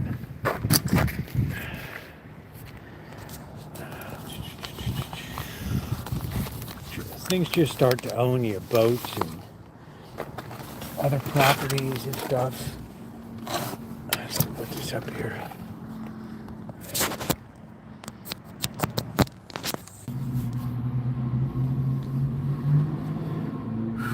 You gotta understand, Adam, California is a hotbed of innovation. Anthropic, AI, Google, Facebook, all this shit. Their capital values are worth more than 25, 30 states put together. They make a lot of money here. This is where you have a creative hub right here. They haven't even listed these AI companies on the exchange yet. Not that I think that they'll be good investments. All right, I'll be back in a minute.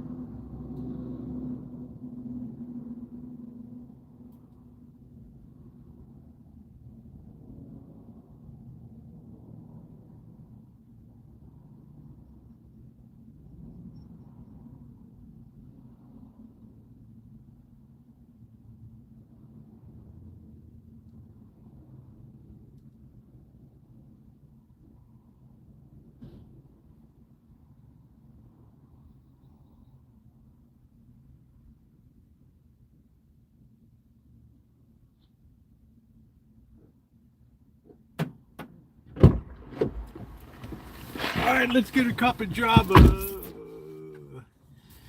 I feel like stuff is such a burden, Dr. Frankenstein, that every time like a piece of junk got removed from the back blocks, concrete blocks, I see these yards of people in my neighborhood that just have piles and piles and piles of shit. And you know what? They go to sell their home, and the listing agent's going to tell them, you'd get a better price if you clean up the property. And they're going to say, I'm not doing shit. And then they're going to wonder when they go to negotiate that, so I'll just let the buyer take care of it. Bullshit. Bullshit. And all they do, if something breaks down, you just push it to the back. I had a generator here for 5 years, 6 years. Came out of a Coachman camper van. Get it away. Old lawnmower, get rid of it. Moonshine barrels, I only need one. I used to make up a shitload of batches.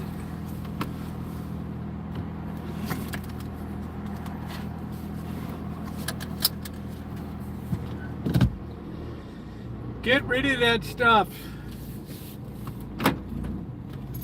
I look at stuff selling off hi-fi speakers, getting rid of speakers and things. I don't need 5 sets of speakers around. I don't need it.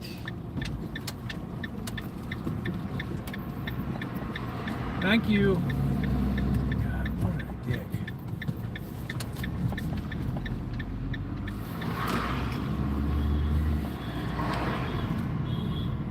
Oh, this is an insanely good-looking girl across the street.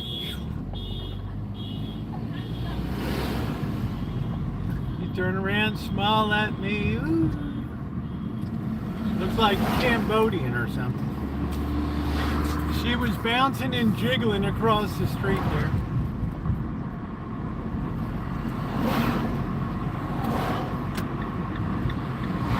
You ever notice how some girls jiggle? She got a jiggle in her walking.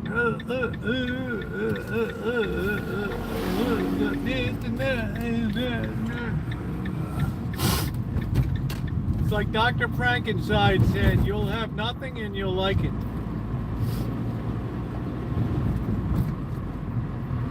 I want to get things so if a moving company came, if I ever needed, there wouldn't be anything I want to take with me, just my vintage audio stuff. It'd be like a 20-minute move out. That's it. That's it. Like to see some girls running around jiggling. They're jiggling. She was cute. She had her shiny leather drawers on.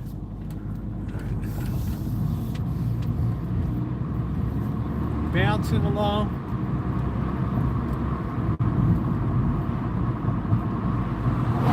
Bounce, bounce, bounce. So little by little I get rid of stuff.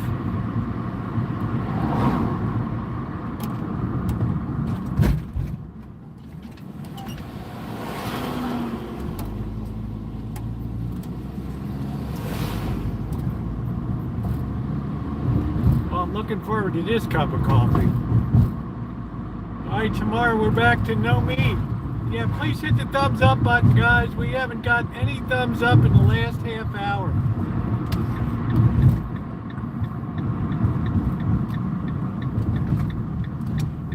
Show me you enjoy the chats here. Let's go over here.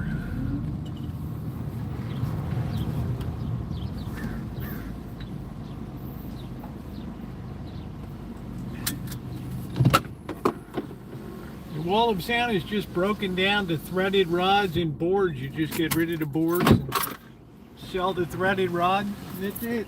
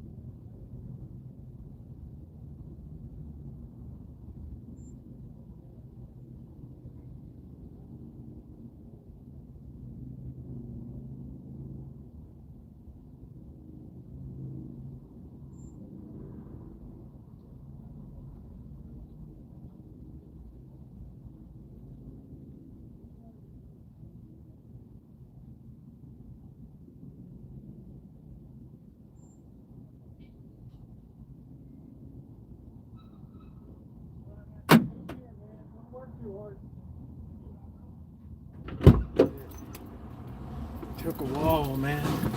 Took a while. All right, here we are. We actually got a scratcher tonight, guys, because it's been such a good week. I've got to be able to win something. It's like me. I don't keep pictures around or anything. I like to just have the memory in my head. That's my favorite thing. All right, we got Amazon Boy who's right behind us here.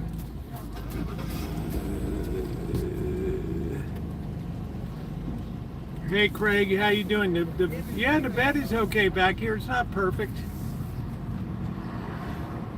I would like to do an overnighter cookout up in Healdsburg, but I'm not doing anything till I finish this damn book.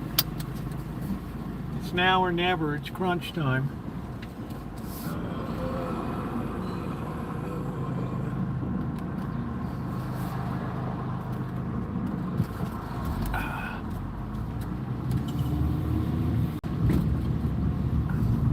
Once I get that off my back, oof.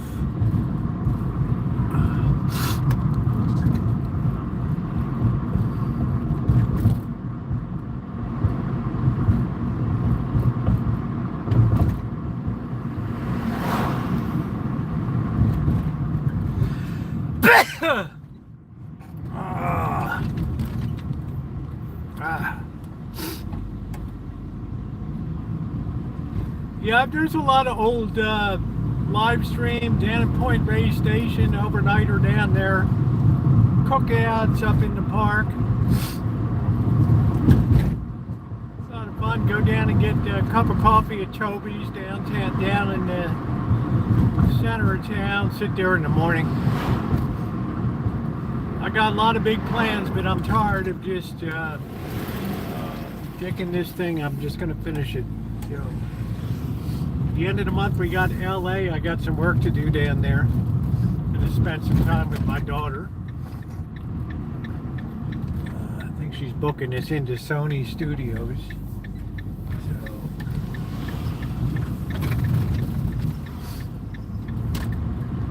I'm hoping to do a review at the Culver Hotel down there, which was like where a lot of the early movie stars hung out, Laurel and Hardy and the Little Rascals and all that. Motor Avenue, Max Sennett Studios.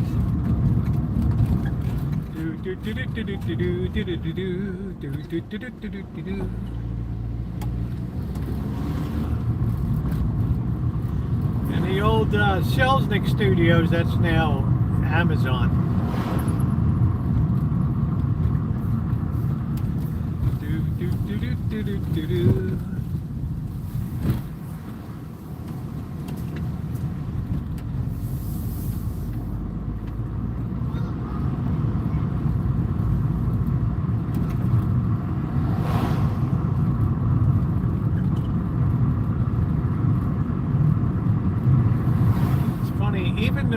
Even the Google AI voice has gotten a lot better now.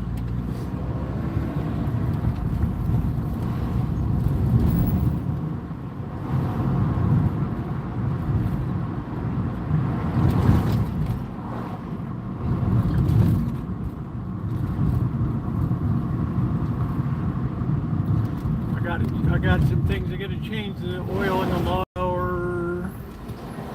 Got to get to probably do a video of probably tomorrow morning. I'll take time to get the generator working again. I got to change out you saw part 1 of the video.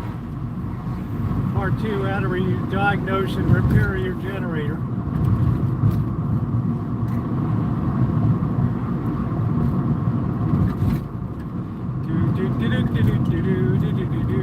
Let's hit a person on a bike. Let's smash a bike rider. And I'll have your dog Toto too. Oh, Auntie M is gonna take Toto. Oh, it's awful. Auntie M. Uncle Henry.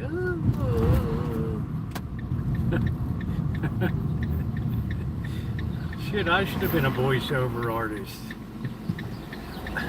Paul Harvey News and Commentary, brought to you by True Value Hardware. In every neighborhood, you'll find the True Value man. Now, Paul Harvey News. Hello, Americans. Stand by for news.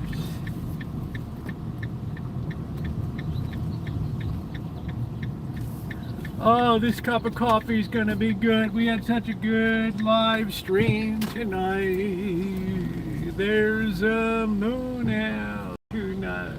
Do. All right.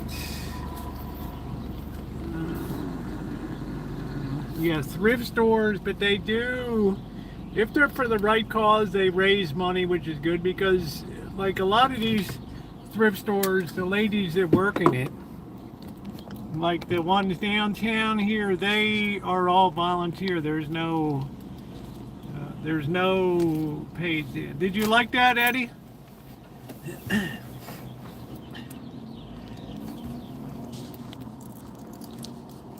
Did you like that? Let me refresh this for a second. Yeah, that's what I love to doing imitations. Oh boy. I have to have somebody voice my book. Maybe Jeremy Irons. That's That's $20,000 to $50,000 for this.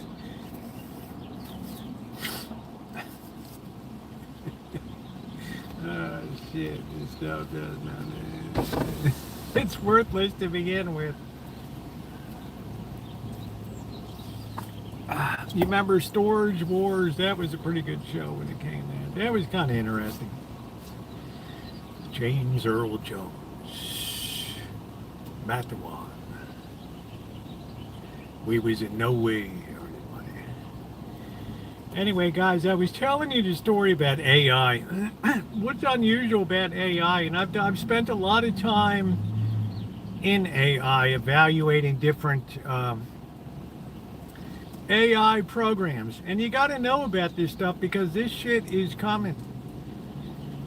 And the thing that I found most remarkable about AI is, well, there's a couple things.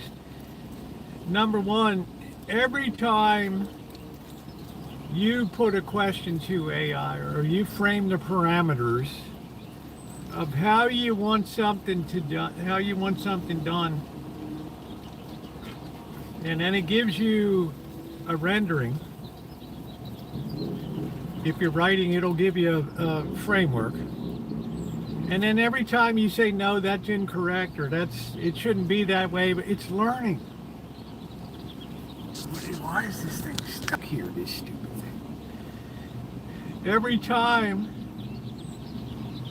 you correct it, it's learning from that correction. So every iteration, every additional person that comes along is benefiting from all this. It's like, instead of humans pulling knowledge out of books, it's like humans are now feeding everything they know, whether it's a nuclear scientist at Caltech, or a farmer in Kansas, or a beer brewer in Colorado. They're feeding everything they know into this system. That's what really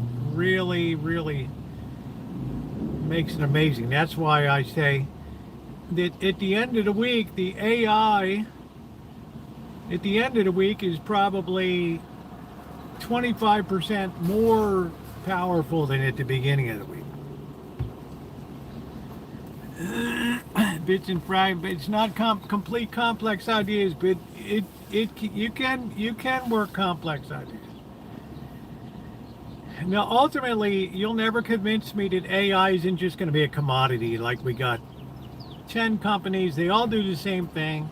Okay, we're going to have a price war. There's a sale this month, blah, blah, blah. The initial rush is always on, like, browsers. Oh, I had to have Netscape for $35 a month. I'll tell you why it's going to be good, Doc, but they're never going to make the money off of it that they think they're going to make off of it. For one thing, you have quantum computing coming up, which is a whole different way of computing. And it's too technically difficult to get into here, but it's another massive leap in speed with less heat, which could render a lot of data centers obsolete overnight. But here's what I found out this week, Dr. Frankenstein, and I started out Sunday. I was very depressed because I thought, shit. I thought I could get some help editing my book, and you know, everywhere I put the question, and the book's 750 pages long. That's, oh shit, man, nobody's gonna touch that. Dude, you didn't write the Bible. It's like, no, man, it's undoable.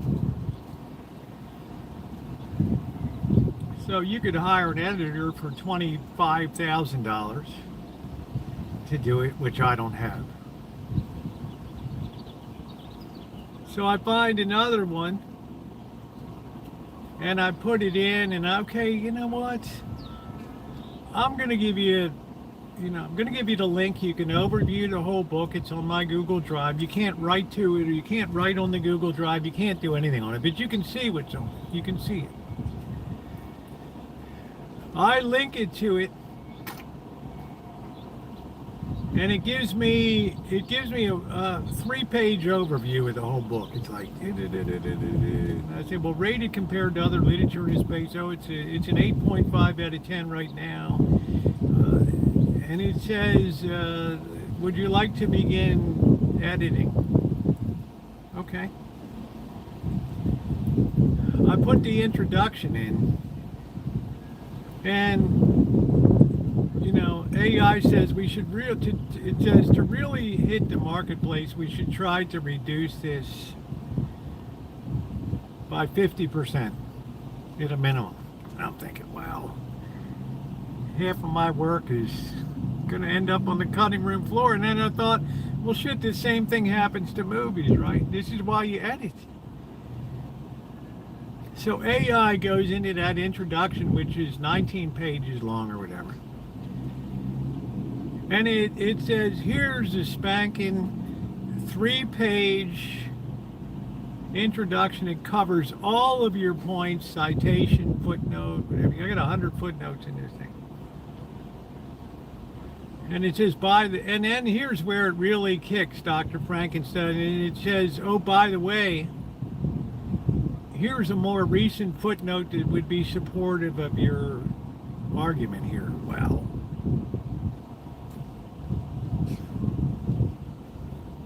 I'm like, whoa. And I said, well, could you just incorporate it back in? But it rewrites the whole thing again.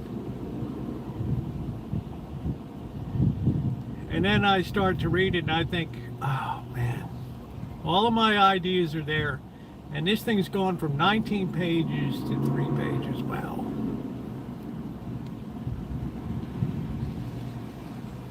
Then I said, suppose we want to take this from an 8.5 to a 9.5.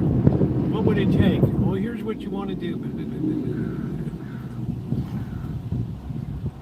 Here's where I found repetition. You can remove that, right? Here's where I said that you could soften us up a little bit. And this is gonna be more encouraging to people or whatever. Wow,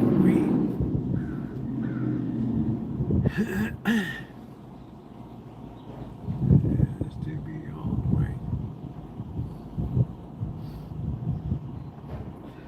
Point is, I've now gone through and taken something that's, I still got a few more chapters to go, but it's gone from 750 pages to about 150. I use Claude, okay? Now, Claude's not going to generate ideas. It's not going to, Claude, I need you to write a paper about X, Y. It's not made for that. But imagine this AI overviews your whole book and says, you know, the redundancy here that could be removed, and there's this is in this place, this should be over here. It might make more sense to combine these two chapters. Oh, wow. I mean, you tell a regular book editor to combine chapters, and their hair stands on that.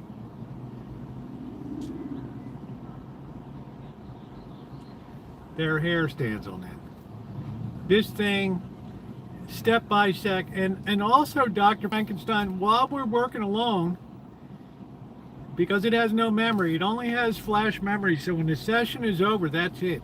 Okay, you reload, you do it, because it keeps it a very slim, it's not a storage system.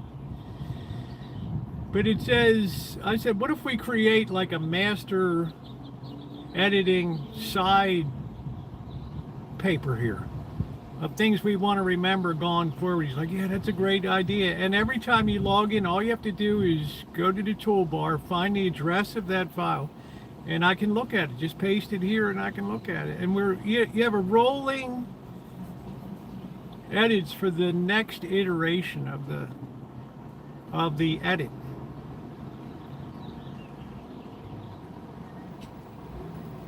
I mean, think about that. So besides the 750 page, there's now being constructed a 40-page note of what to do for the next iteration, and it says this will take it up to a 9.5. And then I said, take the introduction and prove it. It proved it. All right. It absolutely proved it.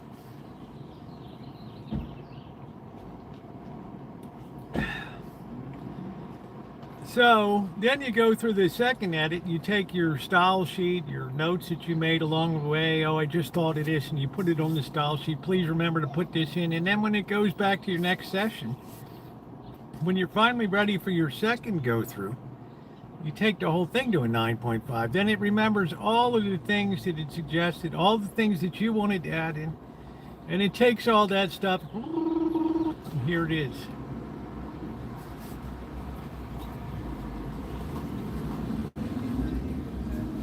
Now, it's amazing to me.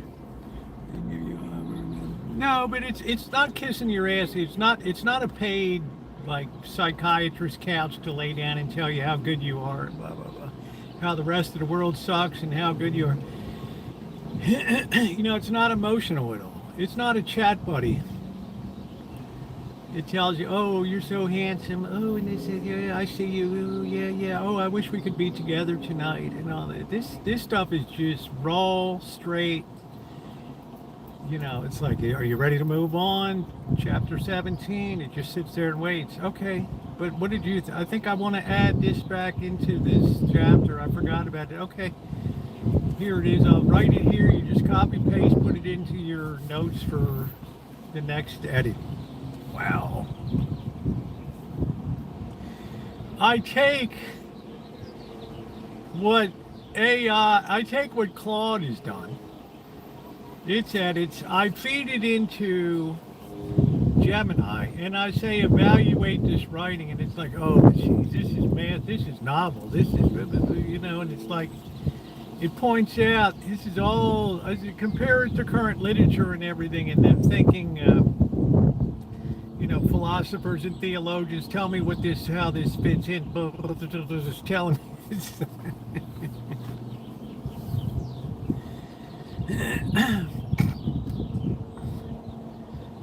Right now it's free, but I have the extra usage bumped it in case it limits your session because a lot of people are using it, especially between 7 a.m. and 11 a.m. on the East Coast, West Coast. That's when the time use is heaviest. So it meters your time out. It'll tell you you're getting to the end of your session. It's not, but it's pretty amazing. And then at the end of it, you just say, it's like, oh, by the way, I can do the book, the back of the book cover. It says what the book's. I can write it very short, sharp, powerful. Oh, can you do it so that it fits the market? Oh, yeah. And then I think, what do you think of the cover of my book? It's like, wow, this is so evocative. And is there anything you can do, Claude doesn't do that, but the other one does. It's amazing. It's amazing, but it's going to be a commodity.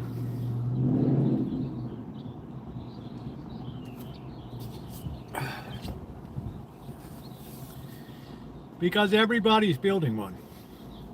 And therein lies the big problem. Guys, please hit the thumbs up button. I suggest everybody go to their Google search bar, and on the right you'll see something that says AI mode. And instead of you going through and searching for recipes, just give me a 4-star rated recipe for making pecan swirl buns. Give me the highest rated one.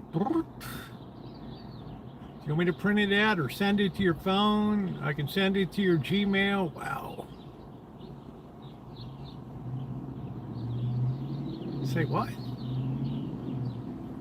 Then when I'm going along the book and then the thing it pops up, I said, you know, it says, oh, this person, Mary X, should see this book. She's in XYZ organization, and this is exactly the stuff that she, you know, you really need to, you know, this will blow her away or whatever. You know, it's giving you stuff along the way. I can't really explain it unless you've tried it. So, but the problem is, you can see it's going to be a commodity, and you know, and everybody's going to have it, and that's not my concern. You know, you want to all build the same shit, that's on you. You want to all build 10 railroad lines from New York to LA side by side. You go ahead and do it. Whitney Houston's death and her daughter. Ask AI about it, Tara. Bobby Brown's daughter.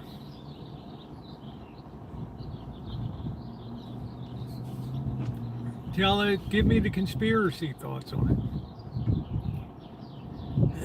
So I found it very useful, because I'm not, you know, I'm not going to pay money to have somebody. I would if I didn't think it was doing a good job. And it'll remind you, it'll say, I didn't write this book, you did, but if you asked me to edit it, this is what I would do. Would you approve it or not? Well, let me see it first, and then you get a chance to read it. Okay, let's save that. Okay, copy and paste it into your file. Oh, I forgot to add this. Would you like me to rewrite it now, or would you like to just put it as a master note for the end? We can just put it for the master note. Well, what do you think about this chapter? Well, this is what I think about this. Blah blah blah. This is super strong. This is bold. This good. This is a little weak. It's a little redundant. Wow.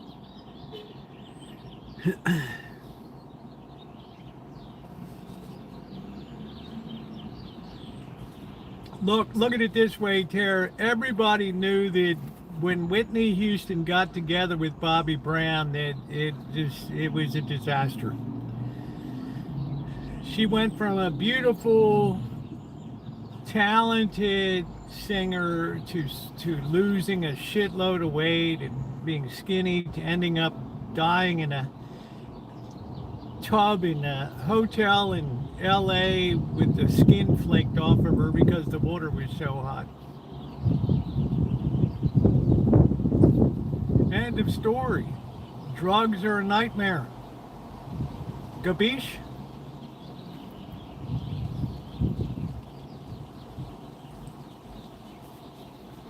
You're not the first person in Hollywood that went down a bad path. It's just a double tragedy. And that's it. So I've recommended everybody kind of get a little bit ahead of the curve on AI and spend a little time. You know, it'll also prompt you, you know, if I asked it what would be a good follow-on book to write about, it'll tell you, you should think about this. This would be a great follow-on. You know, you can get all kinds of feedback that you couldn't get from a regular Google. Regular Google just brings up information. This brings up information plus best of class suggestions and things like that.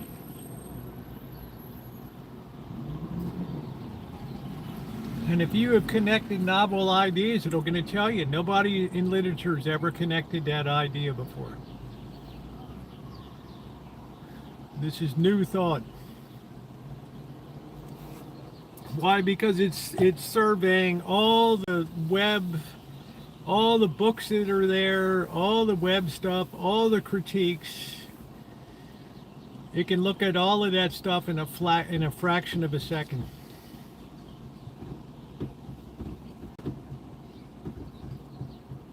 So I can see how it's absolutely gonna obliterate traditional software. It's just, there's no way. You buy a computer, you put AI, it comes installed, you tell it the way you want your operating system to be built. No bloatware, no Candy Crush crap, no Copilot, no this, that, or the other. Just get rid of all that crap. Microsoft tried to get people to pay for their Excel and the Copilot, and then people just turned to AI and said, could you do the spreadsheet for me? It's like, sure. Sure. Can do.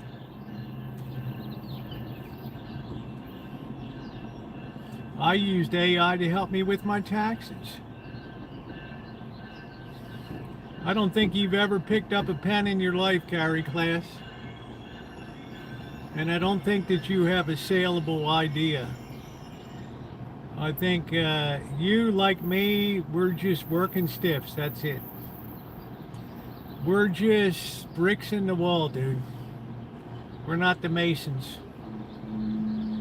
We need an education.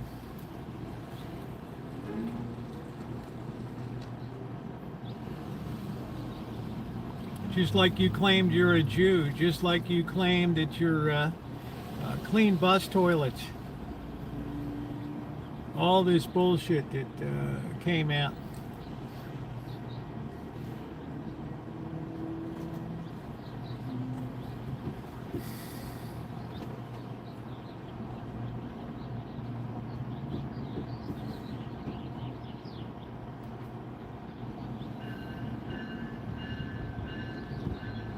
What's going on, Naomi?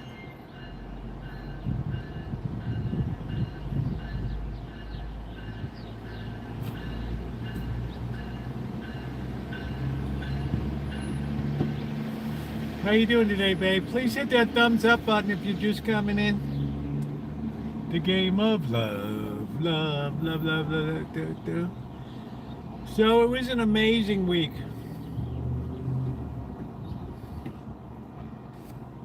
So I feel like all of a sudden my finishing job got easier. It can tell me who should look at it. It can tell me how to format it. It can tell me what the best industry standards are. What's the best way to present it using all the accumulated knowledge of the web. Yes, it is Sin City, and the reason is that we're all training AI. Every day that we're on the computer, we're training AI because it's constantly scraping the whole web and everything that gets stuck on the web. So you have very highly paid people that are working in AI now that are setting up the AI, that are basically working themselves out of a job. That's why they're so highly paid, because they know at the end of the day they're not going to have a job. It's like, how many times have we heard people that, oh, I didn't know they brought in this new guy and asked me to train him, and then he took over my job. They paid him half as much. Yes, you could have used that a lot, Dr. Frankenstein. And it would come back and give you instant changes, iterations, updates. It went through to me and said, Roosevelt, some of your sources might be a little long in the tooth. You got great, and you can ask it, verify this chapter. Everything I say in here with footnotes, verified, verified, verified, verified, verified. And then it comes and says, but here's a newer source We can either complement, we can add to it another source, or we can replace it. What do you think, Claude? I'd say just add it. It boosts up the case. Okay. Wow. You know, how's your meat? What the hell? Is it getting better than that? Elmer, dude, you... Flight simulator. Man, your head's on the moon.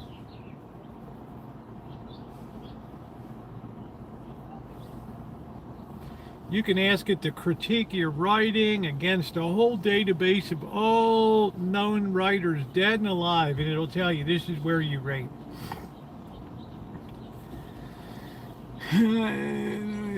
Sorry, a better source. Tobin Spirit God or some such thing.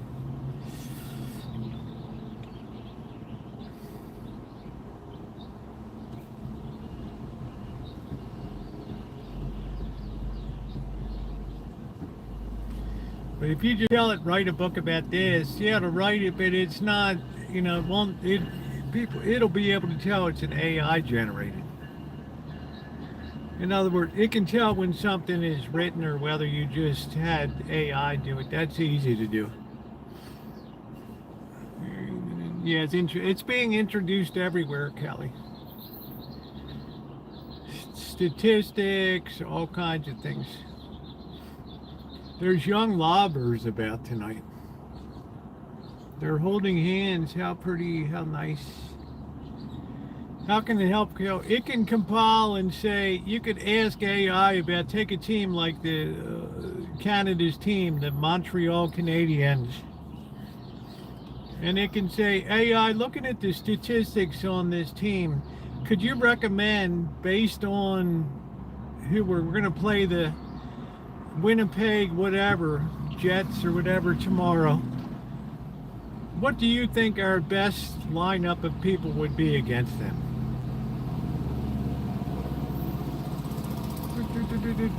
This is who I would start.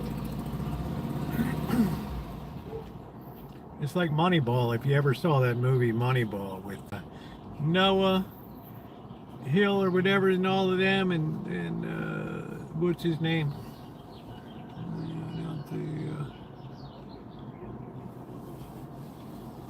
That's how it would help.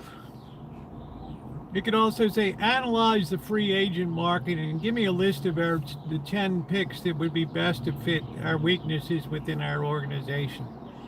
Based on the current performance. Well, this guy's going to be available, but this guy's injury prone. This guy has upcoming surgery. This guy was retired for a year, probably.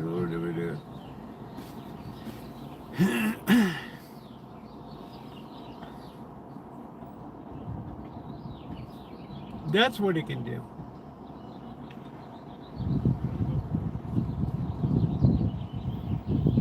You know, it just introduces that final level of efficiency into things that would take you forever to be a Noah Hill and sit there and compile like in Moneyball and work the statistics and all that.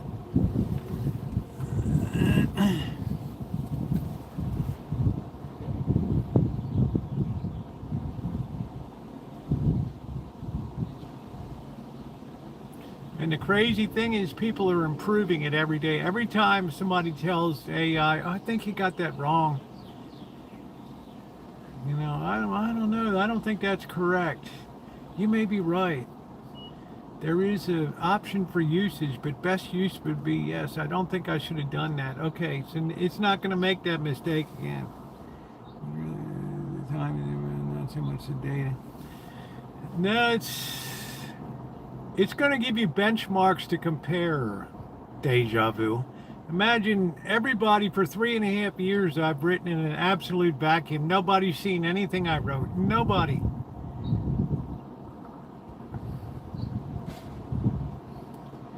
You feed this into AI, it has an overview look and it says XYZ. Okay, how does it compare? Well, it's got new things that have never been talked about before. Blah, blah, blah, blah.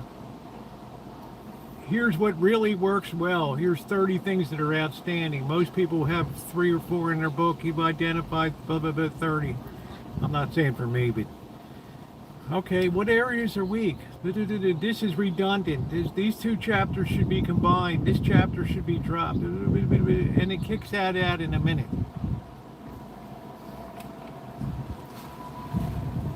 That's it. I'm a true ball player here. Will this make it a tighter manuscript? Yes, it'll boost it up from an 8.5 to a 9.5. It'll tighten that bad boy down because people's attention spans are limited. And you got like 150, 200 pages to get to it, boss. Not 750 pages. Yeah, thank you. People think I'm a third base coach or something. Come on, guys, let's go. What's going on, Icy?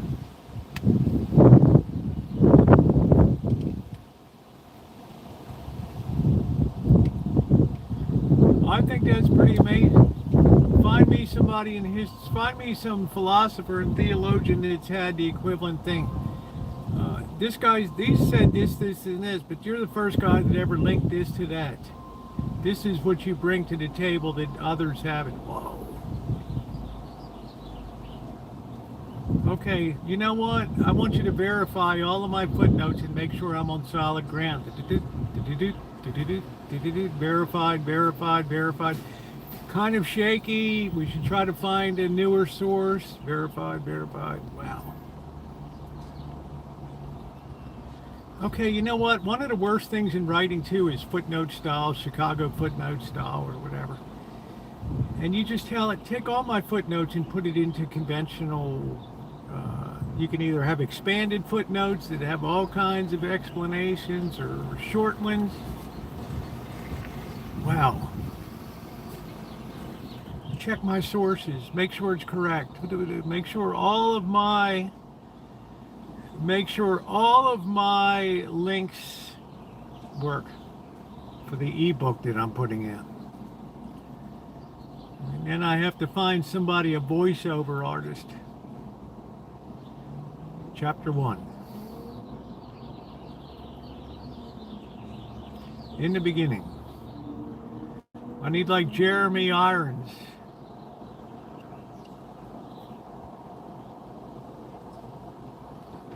I'm not saying it doesn't have its problems, but I'm saying it can only get better. And when it only gets better, it just pushes more and more human side. Now, I thought to myself, why aren't the weekly unemployment claims trending upward? And it said because the people that are losing their jobs now are 1099 contractors. And 38% of the workforce now is contract, 28 to 38% of the workforce now is contracted, 1099 employees. And whenever a company sees a 1099 employee, their long-term goal is to get rid of that 1099 employee, to work them out of a job. And when you're a 1099 contractor, you can't collect unemployment in most states. So it said, we've lost 108,000 manufacturing jobs in the last year. You can verify that yourself by asking. And we've also slashing huge numbers of 1099 contract employees. And we're adding in medical and other stuff, which is really just a parasite on the productive economy. Okay, gotcha.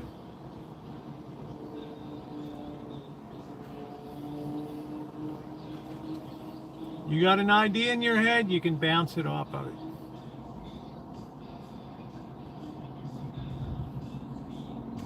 You know, Kelly could go on to Google, go to the right of the bar, search bar that says AI mode. She could ask, based on statistics, performance, what would you rate the chances are that the Montreal Canadiens will beat the Tampa Flounder or whatever the hell they are? And it'll tell you.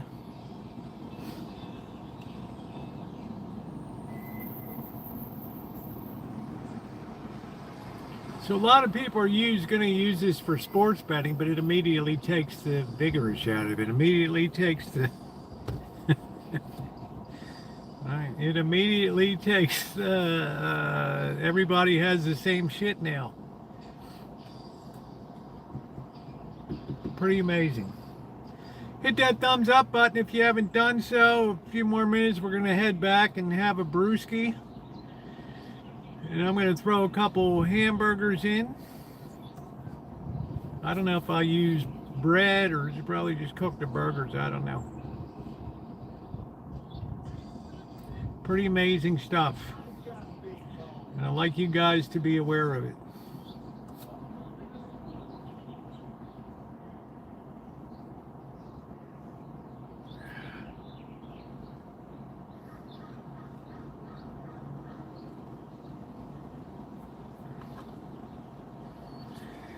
Oh, I'm going to be a second grandpa soon. Yeah, I don't have any buns. I got bread. I got bimbo bread.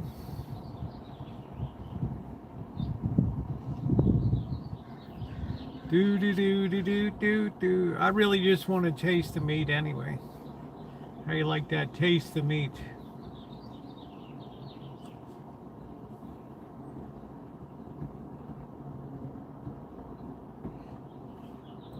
We got Dr. Frankenstein just in time for the KPFA evening news. Use lettuce for bread. Nice. Burger on white bread reminds me of being a kid. Yeah. I got such good burgers, man.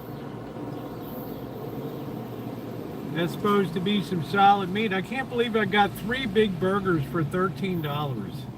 I'm so used to looking at a restaurant, $26 for a burger. Wow, and I got 3 of these bad boys for 13 something. Wow.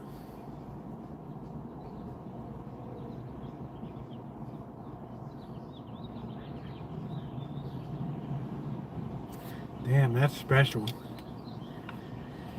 All right, boys, let's get going. I don't know why this thing keeps this flip, mute, all this crap on here. I tell you, YouTube's having problems lately.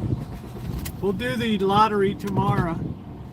Yeah, it said $9.99 a pound or something, which is amazing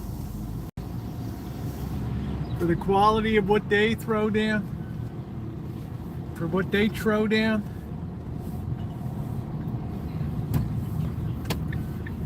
You made me love you. I didn't want to do it. I didn't want to do it. You know, I guess I'll try to get, maybe they got some rolls down here at the markets, down at Dave's Market. You made me happy sometime. Oh, it's amazing, Dr. Frankenstein, because that's very high quality stuff there. I'm not a food snob, you know that. I'm all about simplicity.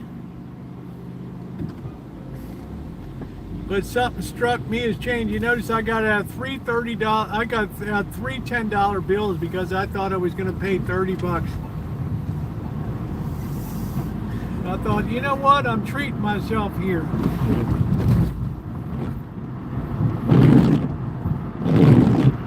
And I almost defecated in my pants when he said 13 something. I couldn't even believe it.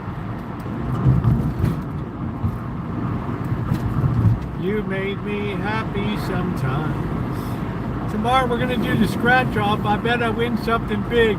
Woo! We got to go to grocery outlet tomorrow. And we're back to no meat.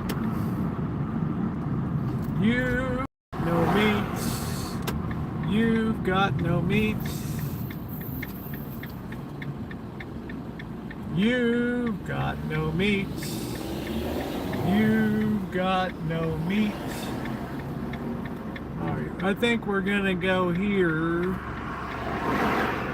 Are we gonna be able to turn here, or am I gonna get caught? I don't know. Are we gonna get the green arrow, or well, we got screwed. Look at that. We're making pizza on Saturday night, Kelly. Tomorrow night's gonna be shrimp fried rice, babe. We've not had shrimp fried rice in months. And we're probably gonna be doing that in Kitchen Stadium outside tomorrow. Because I think the weather is going to be spectacular. You ought to get some of these Chef Boyardee kits, Dr. Frankenstein. They're amazing. You made me happy sometimes. You made me sad. You made me love you. Come on, give me the arrow, dude.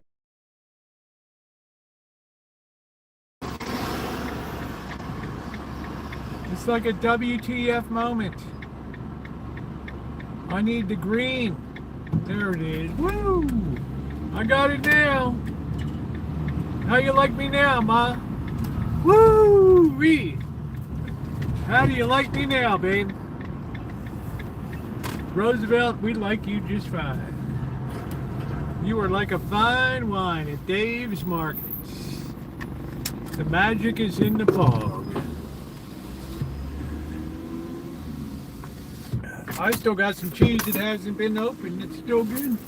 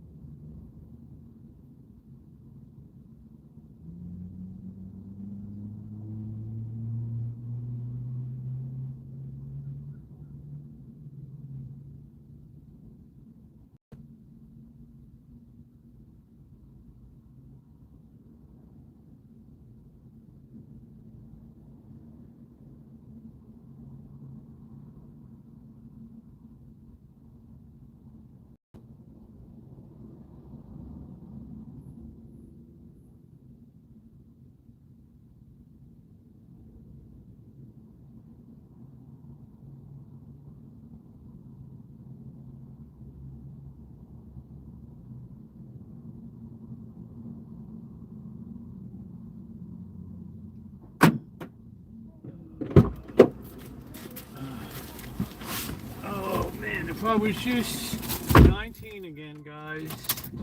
Imagine the picking down here. Whew, Roosevelt, you were so fine. Mom, I'm going out with Roosevelt tonight. Oh no. Oh no, please say it ain't so. Roosevelt is, I don't know, I don't trust Roosevelt. With a name like Roosevelt, it's got to be good. Go ahead. Well, he's going to be a nice guy and let me add, this is the next issue we got now. We got to see if this person's going to be nice enough to let us out here.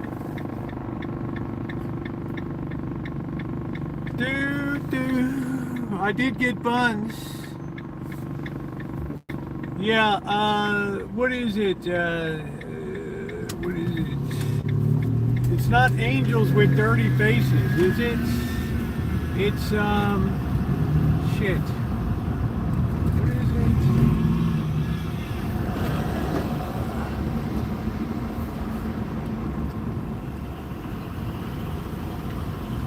I got the buns, but I can't get over.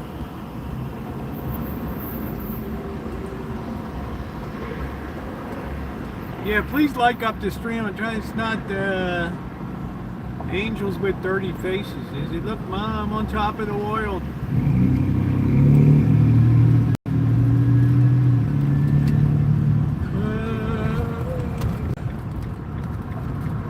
I don't guess this guy's gonna let me over.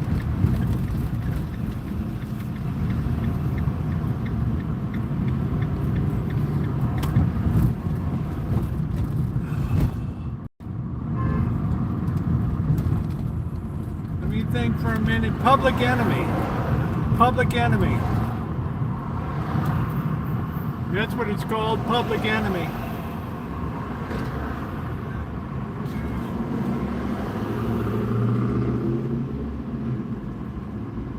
That's what the movie is, Public Enemy. I didn't even enjoy it that much. I don't know. I'd rather watch George Raft any day of the week than... Oh, wrong. White Heat. Okay, shit. I don't know. What's the one I talked about?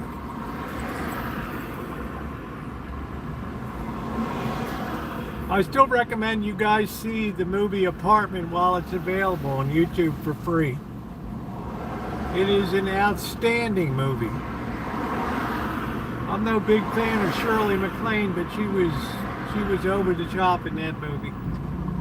A young, beautiful girl next door, Shirley MacLaine.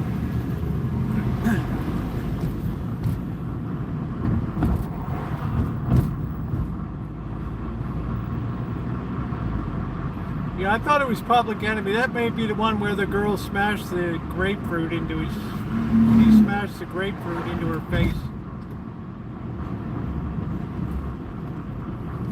Whoa, dude, don't pull that on me. Oh, you made me love you.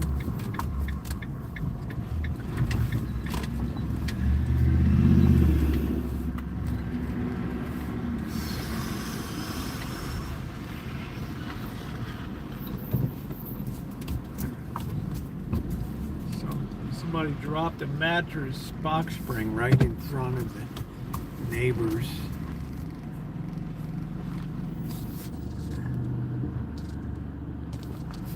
Boy, yeah, I know. I've watched a lot of his stuff. I think Yankee Doodle Dandy best showcases his amazing tap dancing, singing, acting. I think it all came together in that movie. Outstanding movie. Yeah, he was OG. He was good. I tell you what, if I see you around here again, I'm gonna waste your ass. Yeah, he took that grapefruit and squashed it in her face. And the ladies all howled. Oh, that dirty little bastard. Revenge is a dish best served cold, boys. Remember that. Remember that, boys. Somebody remind me we got a lottery ticket to do tomorrow, too.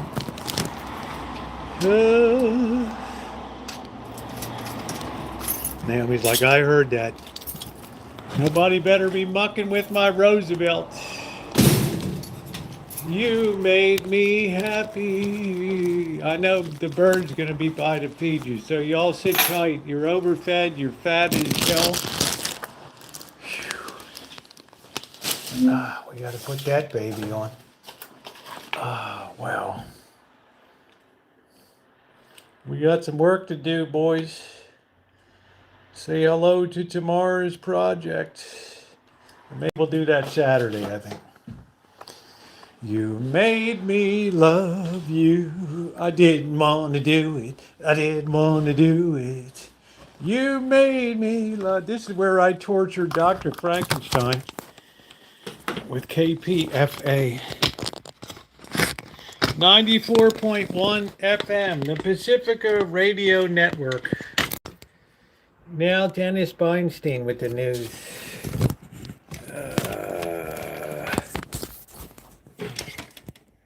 What's wrong with this thing? There we go. Okay, get this sucker right there. Oh, it's the evening news with Dennis Feinstein.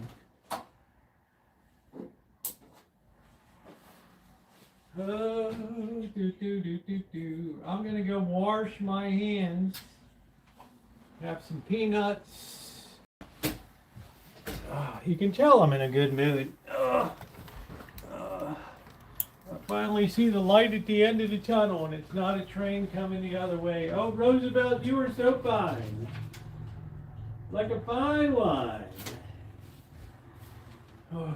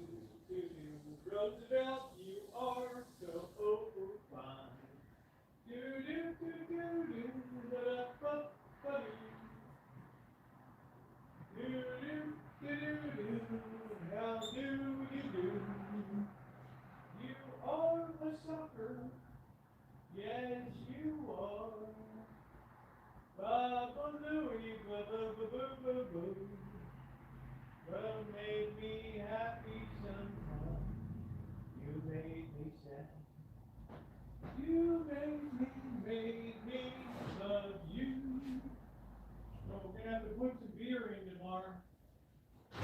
Ooh.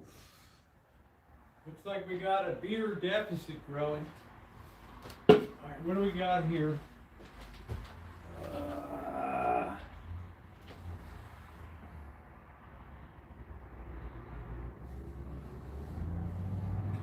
Delilah! Oh, Delilah!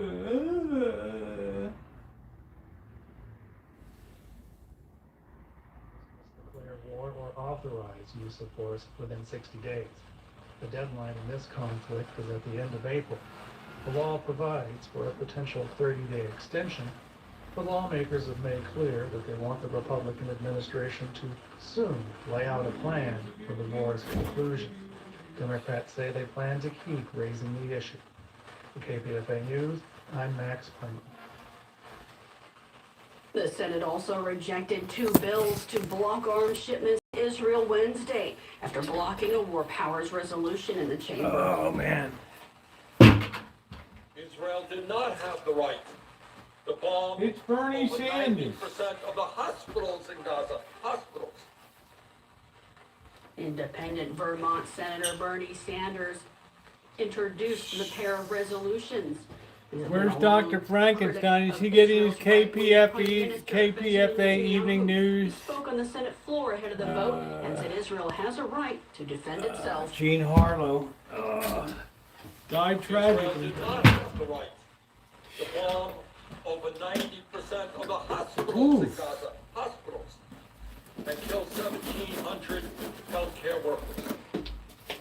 And Mr. President, Israel did not have the right to impose a blockade which prevented food, water, and medicine from entering Gaza, resulting in thousands of Palestinians being diagnosed with malnutrition and hundreds actually starving to death.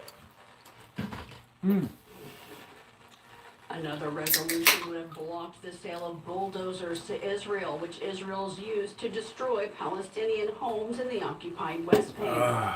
Similar resolutions forced by Sanders in previous years, 2024 and 2025, were also rejected, but the number of Democrats voting Gotta for get my these evening news. resolutions Wednesday has more than doubled amid Israel's I think I figured out the whole Gaza, Whitney. Iran, That's good. Did and AI help Lebanon, you? and a pressure campaign within the Democratic National Committee. Arizona Senator Democrat Mark Kelly voiced his support of the 2 resolutions after opposing some of Sanders' previous efforts. In a speech just before the vote, Kelly said the reckless decisions being made by Prime Minister Benjamin Netanyahu and President Donald Trump. I just led know him it to was a this decision, tragedy, which he Tara. said he did not take lightly. I oppose this war in Iran and the reckless decisions being made by Prime Minister Netanyahu and President Trump. Under Prime Minister Netanyahu's government, we've seen an expanded war in Lebanon that is putting innocent Lebanese civilians at risk, and ongoing violence against Palestinians and their homes being demolished in the West Bank. All of this has undermined the path forward for peace. That matters when we are making decisions about sending these weapons. It feels so good to sit down. Among the Democrats voting against the resolutions were Senate Minority Leader Chuck Schumer and Kirsten Gillibrand of New York. Chucky boy. Even after 100 protesters were arrested during a demonstration Monday, calling on the 2 to vote in favor of Sanders' measures. Republicans say the vote could hurt U.S. efforts on the Iran war. Senate Foreign Relations Committee Chair Jim Risch of Idaho said the resolutions They're would using embolden everything Iran. you do, It's a Ronnie. message the U.S. is prepared to leave our ally Israel vulnerable. Yeah, I've heard of Danny After Couch, the yeah. vote, Sanders said it's clear Democrats are beginning to listen to the average American who he said is sick and tired of Bunch spending Yankee billions Doodle of dollars dandy. to support Netanyahu's horrific wars when people in this country can't afford housing or health care. Bernie Sanders Cagney was said. multi-talented, dancing. Trump family business deals have set precedents for other presidents. While the war economy is impacting prices and hitting pocketbooks of people around the world, for some industries, including those connected to the Trump I never did family. a side-by-side Business is booming. comparison, An Fred. analysis by the UK's Guardian publication finds during the first month of the U.S.-Israeli war in Iran, the world's top 100 oil and gas companies raked in more than $30 million in profits each hour. Companies like ExxonMobil and Saudi Aramco. I don't know. I think as the drugs Saudi killed her, government said Tara. it was closing some production due to I strikes thank on its Bobby Brown for facilities, that. saw some of the highest windfall profits. The analysis found oil and gas companies could make $234 billion by the end of the year if oil prices continue to average $100 a barrel. Meanwhile, a drone maker backed by President Donald Trump's two oldest sons, who are now executives of the company, is trying to win contracts with Gulf countries hosting U.S. military bases that are targets of Iran. Power Us is holding demonstrations Yeah, I in think the several drugs Gulf did her in. countries of how its defensive drone interceptors could help them ward off the attacks. That's According my to guess, co-founder Tara. Brett Velikovich, Power Us recently struck a deal that will bring on the Trump brothers, Eric and Don Jr., as stakeholders in the military contractor. This latest Trump venture also has their The rich sights get on richer, baby. $1.1 billion in U.S. military contracts at the Pentagon. And poor A Biden's US son is fled manufacturing base for overseas. armed drones to fill a hole left when the Trump administration banned such imports from China. Founded by U.S. Army Special Operations veterans about a year ago, Power Us makes drones for commercial uses, from spreading fertilizer to putting out forest I never fires. thought there was It's any bulking goodwill up towards fast him. to supply drones for military use. Power Us denied there's any conflicts when the Trump brothers' stake was first announced. Velosevich emphasized its determination to help the U.S. catch up with Chinese and Russian Kelly, drone don't touch makers drugs. and beat them. Asked about potential Power Us conflicts of interest, Eric Trump sent the Associated Press a statement saying, "I am incredibly proud to invest in companies I believe in. Drones are clearly the wave of the future." The president's oldest sons have expanded their business interests beyond hotels and golf courses since Donald Trump took office again. The companies they've Frankenstein. invested or been named advisors for, with equity stakes, run the Yeah, gamut God from forbid somebody should make a cryptocurrency buck. ventures to prediction markets to federal contractors making rocket parts and rare earth magnets. Trump next week will host the top investors in his meme coin cryptocurrency at Mar-a-Lago in Florida next week in the midst of wartime negotiations. The group Crew, Citizens for Responsibility and Ethics in Washington, wrote on social media of President Donald Trump's meeting with top investors of his meme coin next week. Quote, "Not only is this blatant, Are you guys going to get the meme it's a coin? national security threat," unquote. The Trump family has increased its business dealings under Donald Trump's second stint in the White House. Some warn it's setting a bad precedent for the White House overall and future presidencies. Whereas the Trump organization didn't officially do a single deal overseas Didn't Hunter during Biden Trump's first term in the try White to do House, something? it did, or at least closed, 8 business deals in the last year. More That's than why I double said, the Dr. money in 4 Frankenstein, we're in the months eye of the selling hurricane meme here. coins than it did in 4 years running a massive hotel in Washington, D.C., in which international politicians and global leaders were quick to book stays in what some call the violation of the Emoluments Clause, I'll be which doing bars all right. taking money and gifts from foreigners. It's a perversion of past presidents' attempts at business neutrality. Harry Truman refused to lend his name to any business, even in retirement. Richard Nixon, so feared a brother might profit off their ties, he had his phone tapped. And George W. Bush dumped his individual stock holdings before taking office. President Trump is taking a different approach, like that of governments in authoritarian and one-party states that rarely take a hands-off approach when business belongs to a sitting Dr. president. Frankenstein, a The lot of Trump people would family say that's real just estate good is business. undergoing the fastest You know? overseas expansion That's since just its good founding business. nearly a century ago. each deal potentially shaping everything from tariffs to military aid. In Qatar, a Trump golf club and villa project is being developed in part by a company owned by the Qatari government. In Vietnam, where the New York Times reported the government pushed farmers off their land to make a way for a Trump resort, the country's deputy prime minister signed off on the deal at a ceremony. And in Saudi Arabia, a planned Trump Plaza resort on the Red Sea is being built by a Saudi developer close to the ruling family. Tell me this guy doesn't got, this crew doesn't got their fingers in a lot of pies, baby. A lot of pies.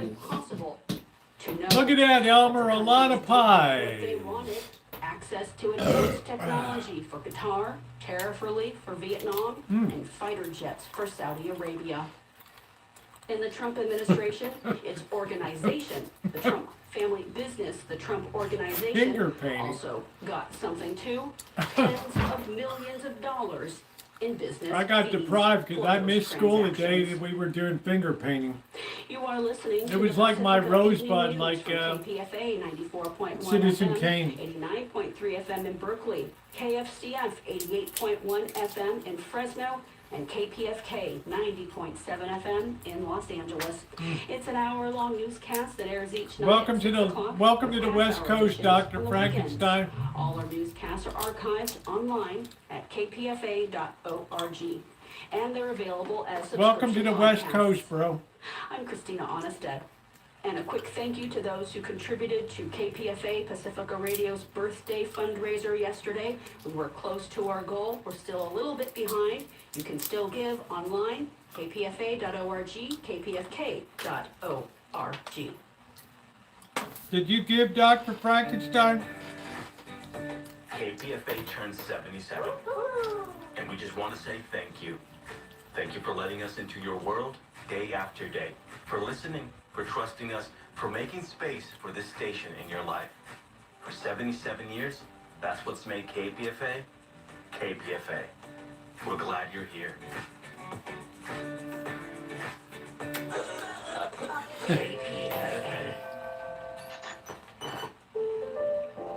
Support for KPFA's 77th anniversary event comes in part from the California Historical Radio Society. He's going to drive Dr. Frankenstein out of his mind. I can't take it anymore.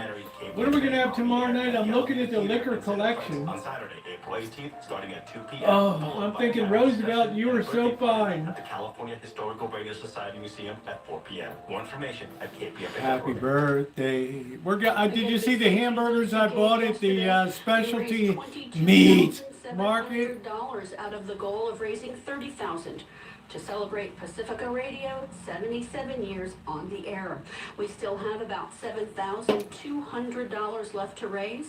If you are feeling generous and want to help celebrate Pacifica Radio, That's you, Kelly. And free speech media. That's you, Dr. Frankenstein. Media, you can give online at 1-800-439-5732. If you're listening online, just click on the Donate Here button. We still have tickets available for the KPFA birthday gift. Maybe we should go to the birthday celebration. Saturday at the Alameda Theater and Cineplex starting at 2 o'clock. It's the screening of KPFA on the Air documentary and 77th birthday party. The event with Amy Goodman the following day on Sunday. Oh, wow. Steal This Story is now fully sold out. Amy Goodman's going to be But around. we do still have tickets for the Saturday screening again of KPFA on the Air. That's for a pledge of $77 for Pacifica Radio's 77th that birthday. beer is good. You can get 2 tickets for a donation of $150. And that again is a screening of KPFA on the Air. No, it It's would a drive my documentary. subscriber Starts at base 2 crazy. p.m. at the Alameda Theater and Cineplex with the birthday celebration at the California Historical Radio Dr. Society Frankenstein to follow. can't even That will stand to also be have a here panel right where now. I'll be speaking about something about the lovely Pacifica Radio. A new whistleblower who worked for the Gaza Humanitarian Foundation, the U.S.-backed group that assisted in aid distribution in Gaza, says he saw Israeli soldiers use deadly force on Palestinians seeking aid, including on a 12-year-old boy.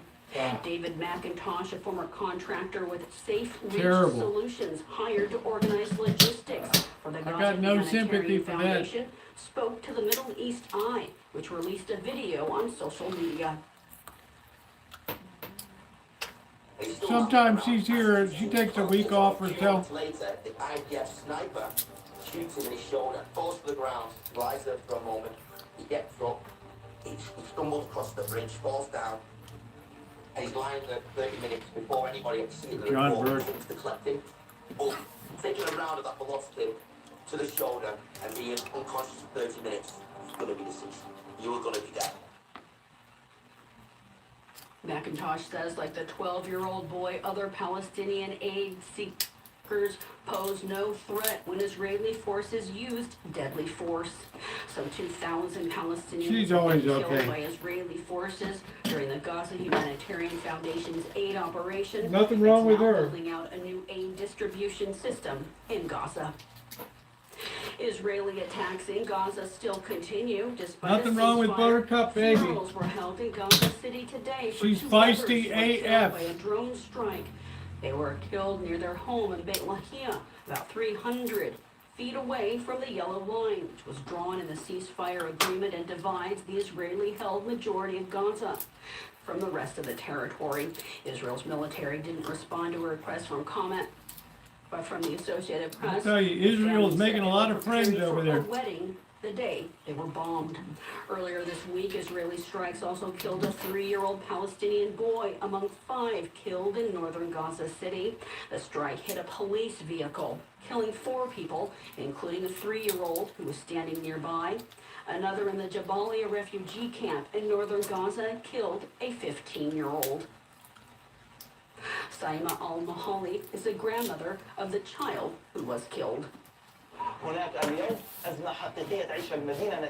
Today there's a real crisis the city is going through as a result of bug infestations and rodents. There is a fertile environment for them.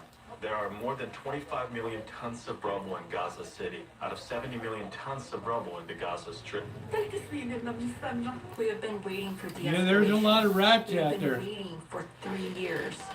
Every day we say today, we are in desperate need for each minute. We want de-escalation. We want peace. Oh We yeah, want they goodness. definitely shape the This news is what here, we but they're want. not, We are suffering. I swear we are. they don't make any exhausted. bones about It was it. this little kid's fault. He If was you just tune walking into down the street. KPFA, you're going to get The Gaza Pacifica Strip is Radio seeing Network, daily Amy deadly Goodman, Israeli Juan fire and Gonzalez, strikes the since War a and Peace ceasefire Report. was supposedly reached in October. More than 750 You're gonna get it all, bro. Palestinians have been killed since then, according to Gaza's health ministry. Meanwhile, tent cities of displaced residents are grappling with rat and bug infestation due to widespread destruction of infrastructure. I know about fighting rats. Particularly sewage. Residents say they've been bitten by rodents. Mm. Hosni Mohana is Gaza's municipality spokesperson. Today there's a real crisis. Rats are the a city is problem, going man. through as It a ain't no result of joke. Bug infestations and rodents. There is a fertile environment for them. There are more than 25 You know, it's going to be million hot tons this of rubble summer. in It's Gaza going to City, be out of sweaty. 70 million tons of rubble in the Gaza Strip. We are also talking about massive destruction of the infrastructure, especially the sewage system. These are suitable environments for rodents.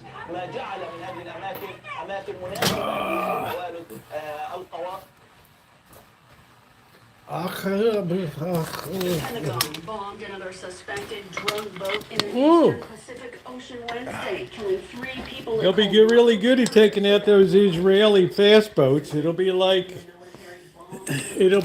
deja vu all over again. I wouldn't want to be one of the guys running out on one of those gunboats. Woo! That warthog just BAM! BAM!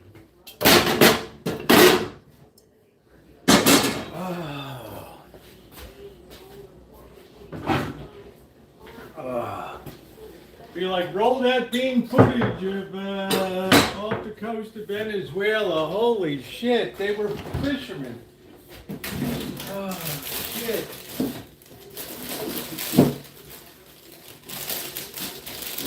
Yeah, they were fishermen with 325 horsepower engines. All right, dude, if you say so.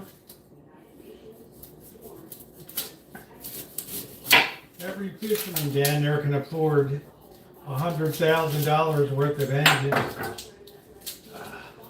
The finest of Evinrude.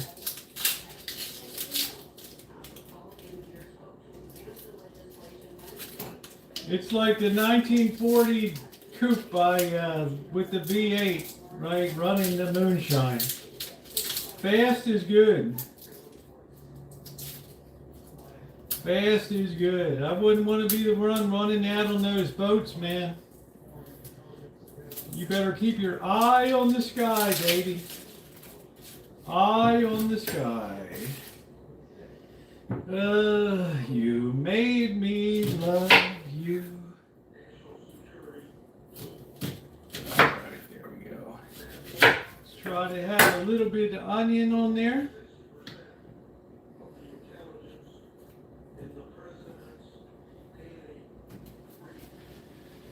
Bam!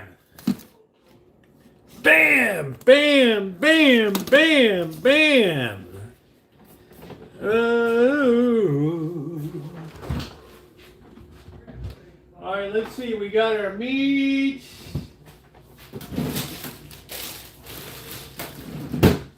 Yeah, I wouldn't want to be on one of those Iranian gunboats, man. There's terror in the sky. I don't know what to do. Can't take my eyes off of you. I want to hold you so much. You're just too good to be true. I can't take my sack off of you.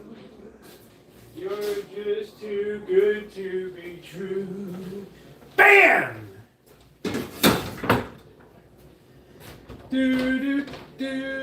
I'll tell you, those pecan buns were the best thing I ever made.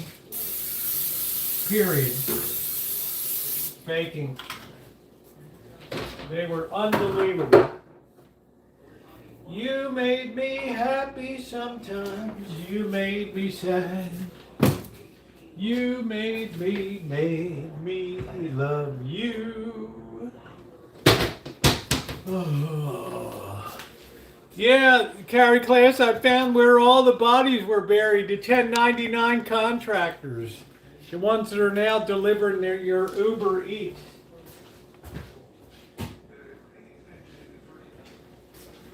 Ooh. Bum, bum, bum, bum, boom, do, do, do, do, do. Oh, crackling roll, do, do, do. Do, do, do, do, do, do, do, do, doing all right. Baba Louie, boo, boo, boo, boo, boo, boo, boo, boo. Oh, do, ba, ba, boo, boo, boo, boo. You got the flower, do, do, do, do, do, ooh, ooh, ooh, ooh, ooh, ooh, ooh, da, do, do, do, do, do, do, ya, do, do, do, light of my life, on Moonlight Bay. All right, here we go. Further down. Look at the size of that baby. Just throw that mofo right there.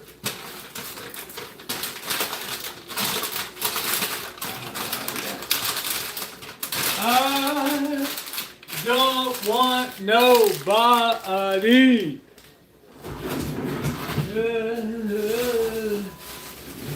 I haven't been in this good a mood in so long. Roosevelt, you are so fine. Like a fine wine, like a fine wine. Roosevelt, I would like to get to know you. You are so fine,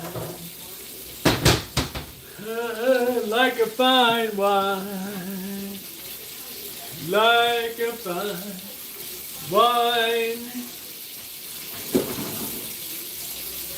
We want to get a good sear on that side.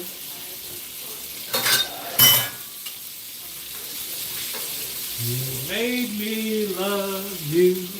I didn't want to do it. Do.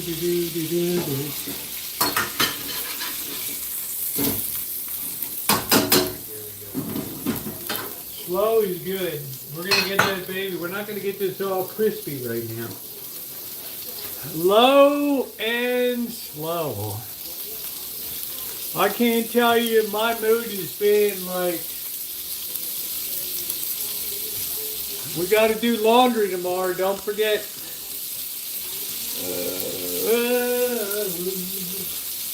We got our buns.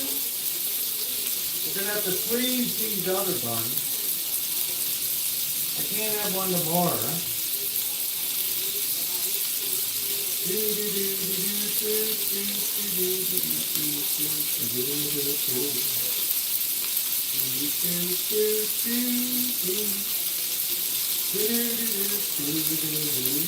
made me love you. You want to move it a little bit. Oh yeah, baby. Right there.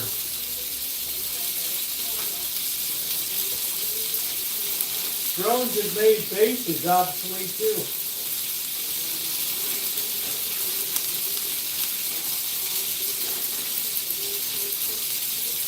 You know, when you consider they never figured that the U.S. bases across the Gulf would be attacked, and like 12 of them are rendered useless in like an hour. There was it.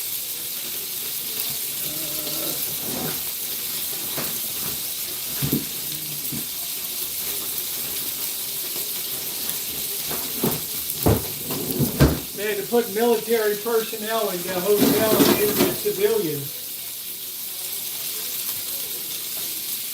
They didn't see that coming.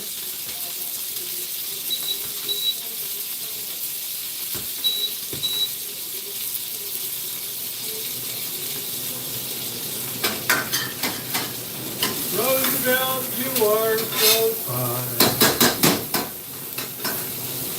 We just work that nice and low. Low and slow.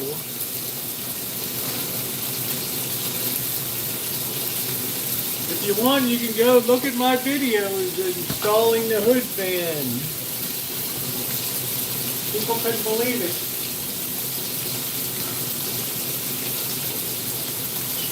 And now we're just going to let the residual heat cook that through. We turn that off. We're going to go out here. Got a little smoke. I'm going to open the back door.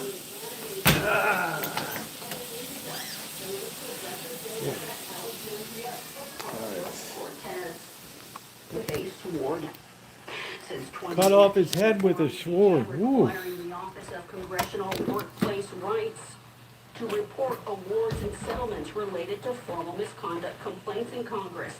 It shows 8 payments made by House members' offices totaling more than $400,000. Those payments cover all sorts of violations of workplace rights, not just sexual harassment. Violations could have been committed by other congressional staff in the same office. Meanwhile, Governor Gavin Newsom has issued a proclamation setting a special election to fill the congressional seat for Swalwell in the 14th District. That date, April 18th, 2026. Swalwell's resignation leaves no one representing the 14th District, including parts of Alameda and Contra Costa counties. 9 candidates are vying for Swalwell's seat in the November race, which he could not run for since he was running for governor. The 9 candidates will be on the midterm June 2nd primary ballot.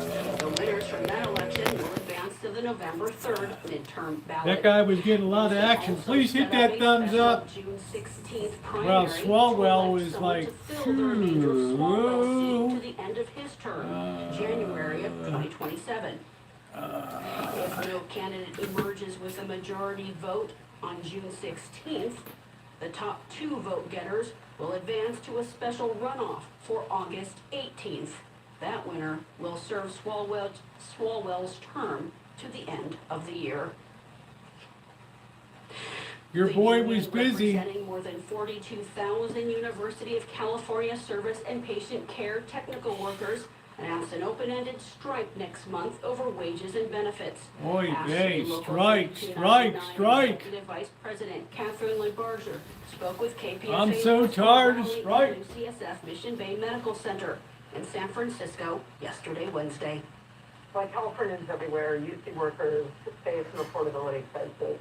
You know, the 42,000 people we represent are also some of the lowest paid workers at the University of California system. We're majority women, people of color. You know, the work that we do is, you know, we empty bedpans for, you know, if you're in the hospital, we answer the call button. If you're in a hospital bed, we clean dorm rooms and hospital rooms. We feed patients and students. We keep every university facility safe and clean and beautiful. We're finding the cost of housing to be unsustainable. We've got some people who sleep in their cars or homeless shelters, folks who commute hours each way to and from work. And so our demands are really that, you know, you see. Thank you, Lord, from what I am about to eat. The University of California said on its website it was disappointed to hear the strike and acknowledged the housing crisis impacting its workforce. It also said it's offering a total wage growth of 32% increase over 5 years ending in 2029. A $1,000 bonus for each career AFSCME represented employee adjusted for part and full-time status. And on health care, the UC said more than 16,000 AFSCME UC employees pay less than $100. About half, more than 8,000, pay zero. Like Barger says, the UC changed its cap rate without bargaining over that, a violation of its contract. And while it sounds like a lot, 30% over 5 years isn't that much when you account for inflation.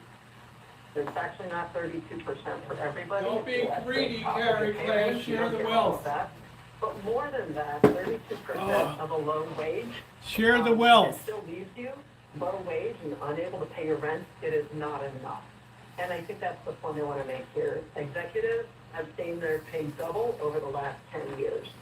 So, if they can do that for executives, and frankly, doubling the UC executive I've done that salary before. costs a lot more in actual dollars than it does to raise the pay of a custodian. You know, you can certainly do better by the frontline workers. She says they also want the UC to offer a down payment housing assistance to its lowest paid workers, similar to what it does for its highest paid executives. Wow. City leaders in Oakland are facing a fierce debate over how to manage the growing number of encampments lining city streets. The Housing and Dignity Project gathered at City Hall this week to challenge a proposed encampment abatement policy, which they describe as Streets are loaded with them. shift towards enforcement over support. The Oakland City Council reportedly passed that. The proposal comes as the city grapples with a crisis that sees Oakland housing more than half of Alameda County's entire homeless population, despite making up only 22% of the county's residents. KPFA's health and well-being reporter Aneta Felix reports.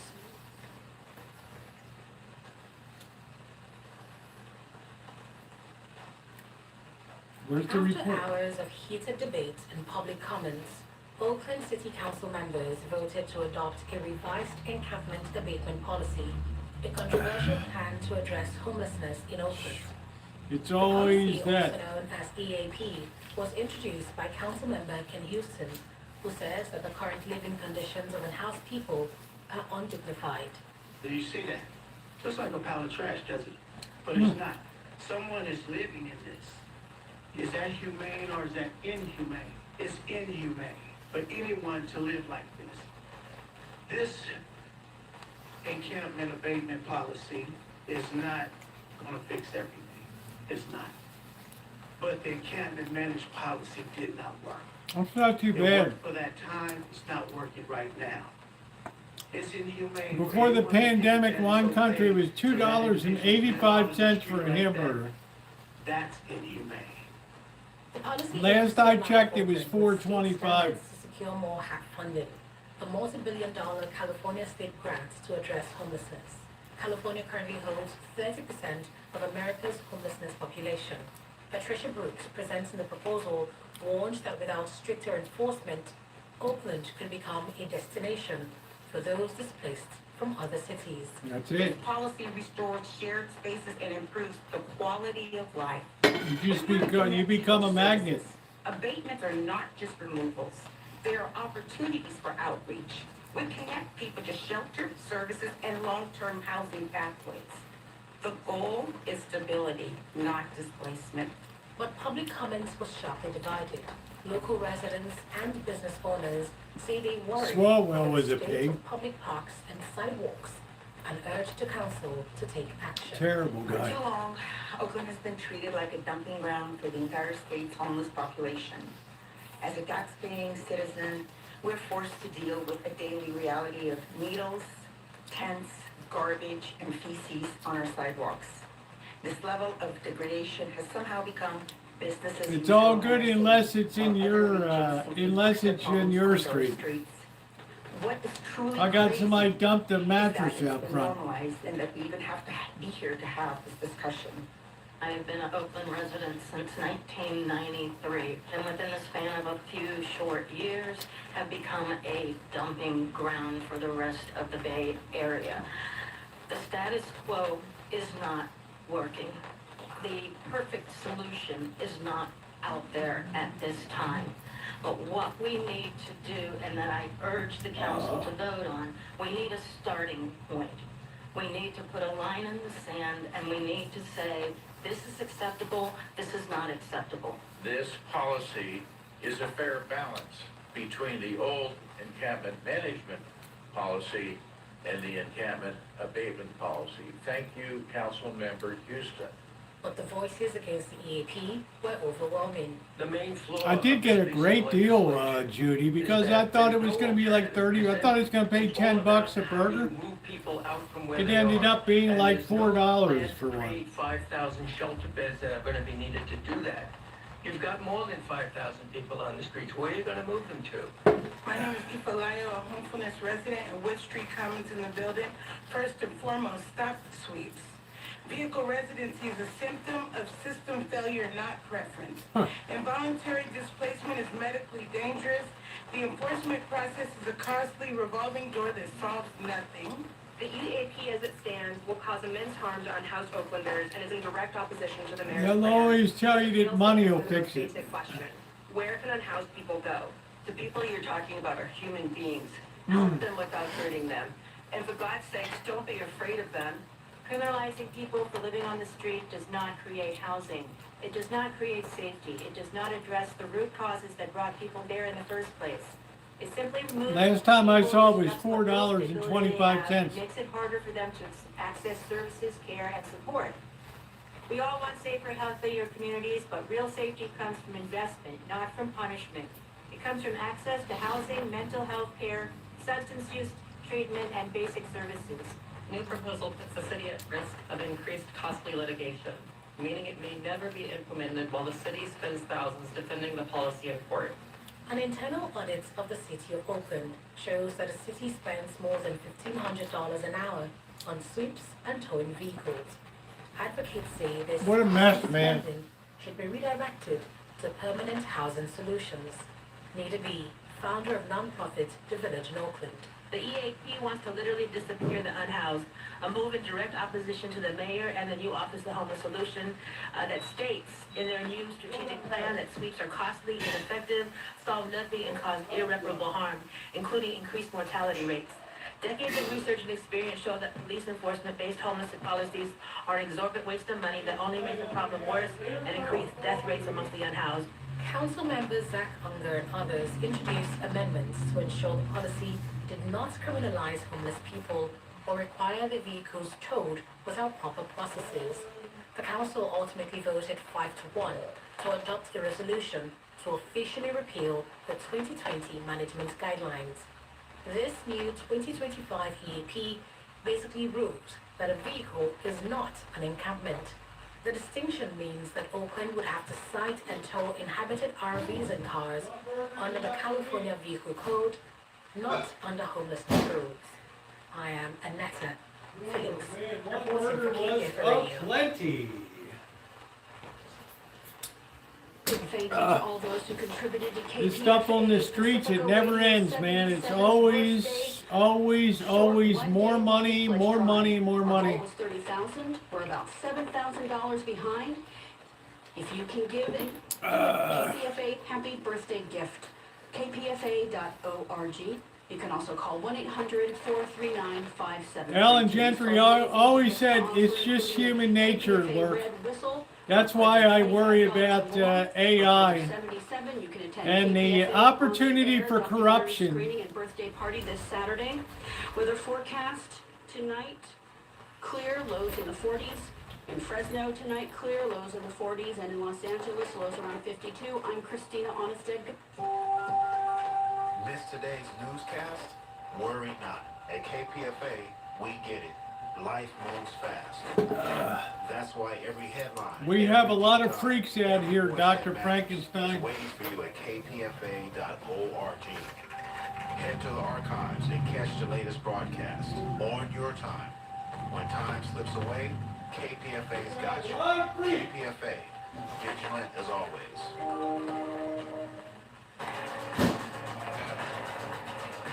You can touch that dial if you miss being told what to think.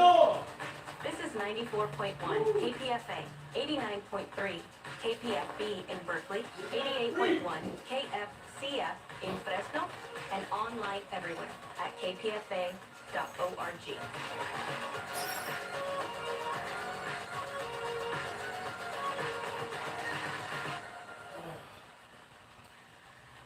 Apex Express. We got to get outside kitchen stadium set up tomorrow. Oh man.